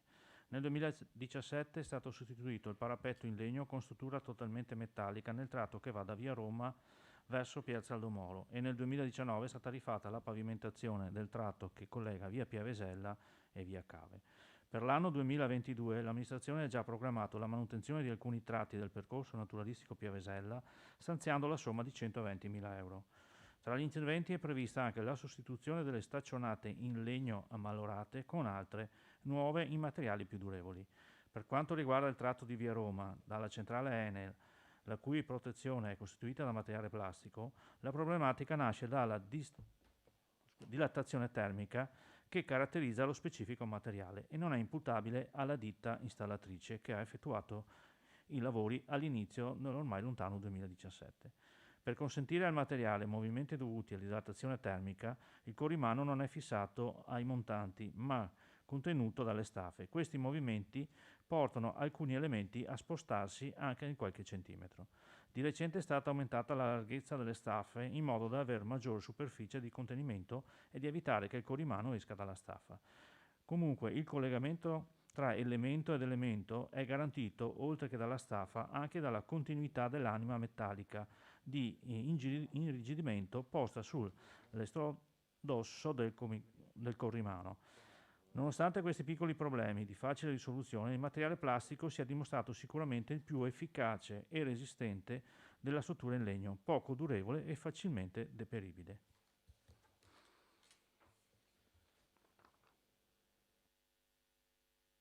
Grazie Sindaco, ha chiesto la parola il consigliere Panighel, però nelle interpellanze, cos'è questa? Interpellanze dovrebbe parlare un soltanto. Se lei deve fare un intervento rapido, faccia pure, però in via eccezionale. Scusatemi, ancora non sono, come dire, ad uso a tutti i regolamenti. Comunque volevo solo dire una cosa, ricordare una cosa, perché mi preme. Il patrimonio arboreo delle piste ciclopedonali viene un po' trascurato, detto così, proprio papale. Gli alberi che muoiono non vengono sostituiti, gli alberi che ci sono poco manutentati, diciamo, nel senso che hanno, come dire, sono invasi da edere infestanti, eccetera.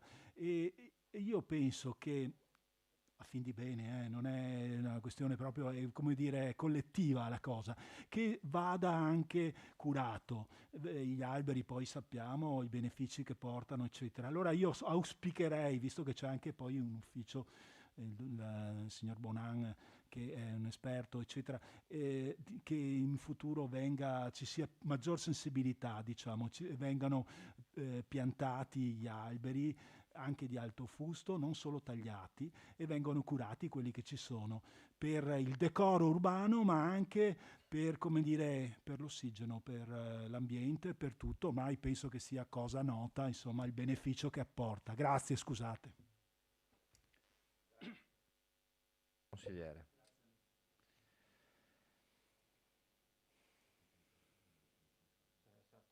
Aspetta.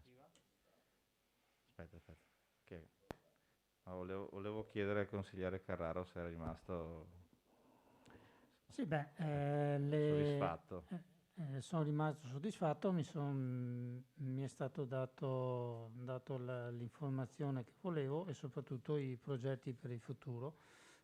Ecco, spero che siano risolti anche questi problemi, perché quelli del tratto della ciclabile con il materiale, con la staccionata nuova, ha letto le anime, eccetera, ma io ho visto che anche queste si sono staccate, per cui lì c'è bisogno di qualcosa di diverso, perché siamo in fianco a un corso d'acqua e il terreno si smotta, per cui devono prevedere che le anime siano unite con delle viti, con qualcosa di diverso, se no ce le ritroviamo dall'altra parte uguali, insomma.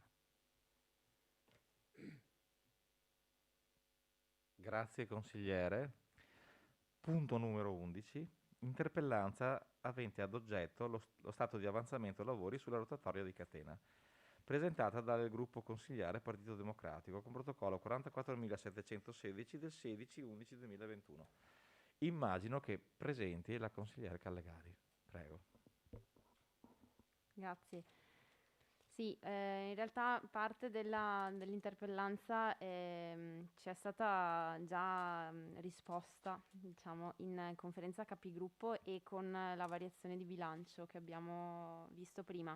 Sostanzialmente diversi cittadini ci hanno chiesto informazioni in merito alla sospensione dei lavori che hanno visto sul tratto appunto interessato dalla nuova rotonda di Catena. E erano preoccupati perché l'opera è stata portata avanti a seguito di richieste di messa in sicurezza della zona dell'incrocio e avendo visto appunto fermarsi i lavori si chiedevano appunto il motivo di questa sospensione, quando sarebbero ripartiti e soprattutto se tutte le opere di mitigazione del traffico chiamate appunto traffic calming nel progetto saranno ultimate al più presto, quindi era solo per avere risposta ufficiale da parte dell'amministrazione. Grazie consigliere. Risponde? Ah, sì. Prego. Come detto prima, giusto, faccio una relazione generica, poi se avete dettagli che non sono soddisfacenti da questa relazione, passiamo la parola all'assessore Lussin. Allora, con il primo stralcio dei lavori di riqualificazione di Piazza Pinarello e Centro Catena sono state realizzate tutte le opere necessarie alla modifica dell'intersezione a raso tra via Marconi e via Postioma, con un'intersezione rotatoria nonché delle opere complementari, tra cui l'adeguamento ed estensione dei sottoservizi. Per consentire la realizzazione di tali opere è stata necessaria la chiusura di gran parte della viabilità che transitava per il centro di Catena. La nuova viabilità, comprensiva dell'inserimento della rotatoria, è stata riaperta in piena sicurezza a far data dal 13 agosto.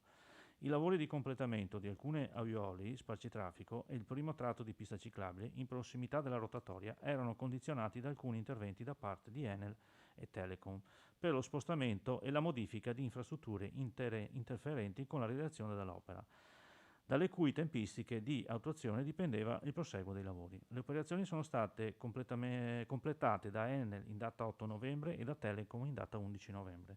A far data dal 18 novembre sono quindi ripresi i lavori che prevedono, tra l'altro, il completamento delle aiuole, spargitraffico e della pista ciclabile per il tratto che arriverà fino davanti alle scuole. Il tempo utile per l'ultimazione dei lavori relativamente al primo stralcio è di circa 60 giorni.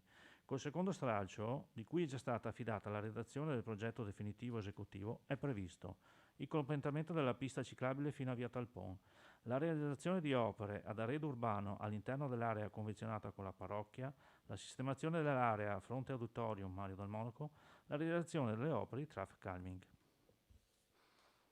Questo è quanto. Grazie Sindaco, prego consigliere Callegari. Niente, solo per dire che sono soddisfatta della risposta, mi fa piacere che sia stato portato in consiglio in modo che i cittadini possano avere risposta ufficiale.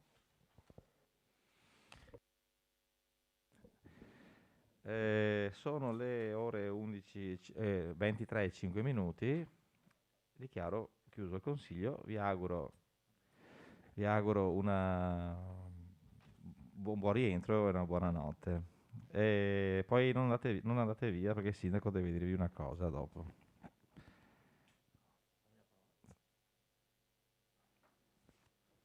Prego. Allora mi scuso per l'interruzione che abbiamo avuto all'inizio per il problema che era legato appunto al canale YouTube che per fortuna è stato risolto e ringrazio della pazienza che avete portato. Volevo invitarvi, chi è libero venerdì sera alle 21 presso la Barchessa di Villa Giovanina, inizierà di nuovo la prevenzione con il ciclo di conferenze Dialoghiamo e si parlerà di campagna sociale per la prevenzione e la cura dell'incontinenza. Il relatore è il dottor Giulio Agnello Santoro, che è responsabile rete dei centri incontinenza e stomia dell'US 2 della Marca Trevigiana. È un problema che è molto diffuso, ma è poco sentito perché c'è anche un po' di vergogna da chi ne è colpito. Quindi vi invito, se siete liberi, a prenderne parte e quant'altro. Domani mattina alle 12:30 ci sarà la consegna del pulmino che la MOM, in convenzione con l'amministrazione, dà all'associazione volontariato per i trasporti delle persone fragili. Siete tutti invitati per chi potesse essere presente, a me farebbe piacere. Grazie e buona serata. Grazie Sindaco, buona serata a tutti. No, Aspettate un attimo, per piacere.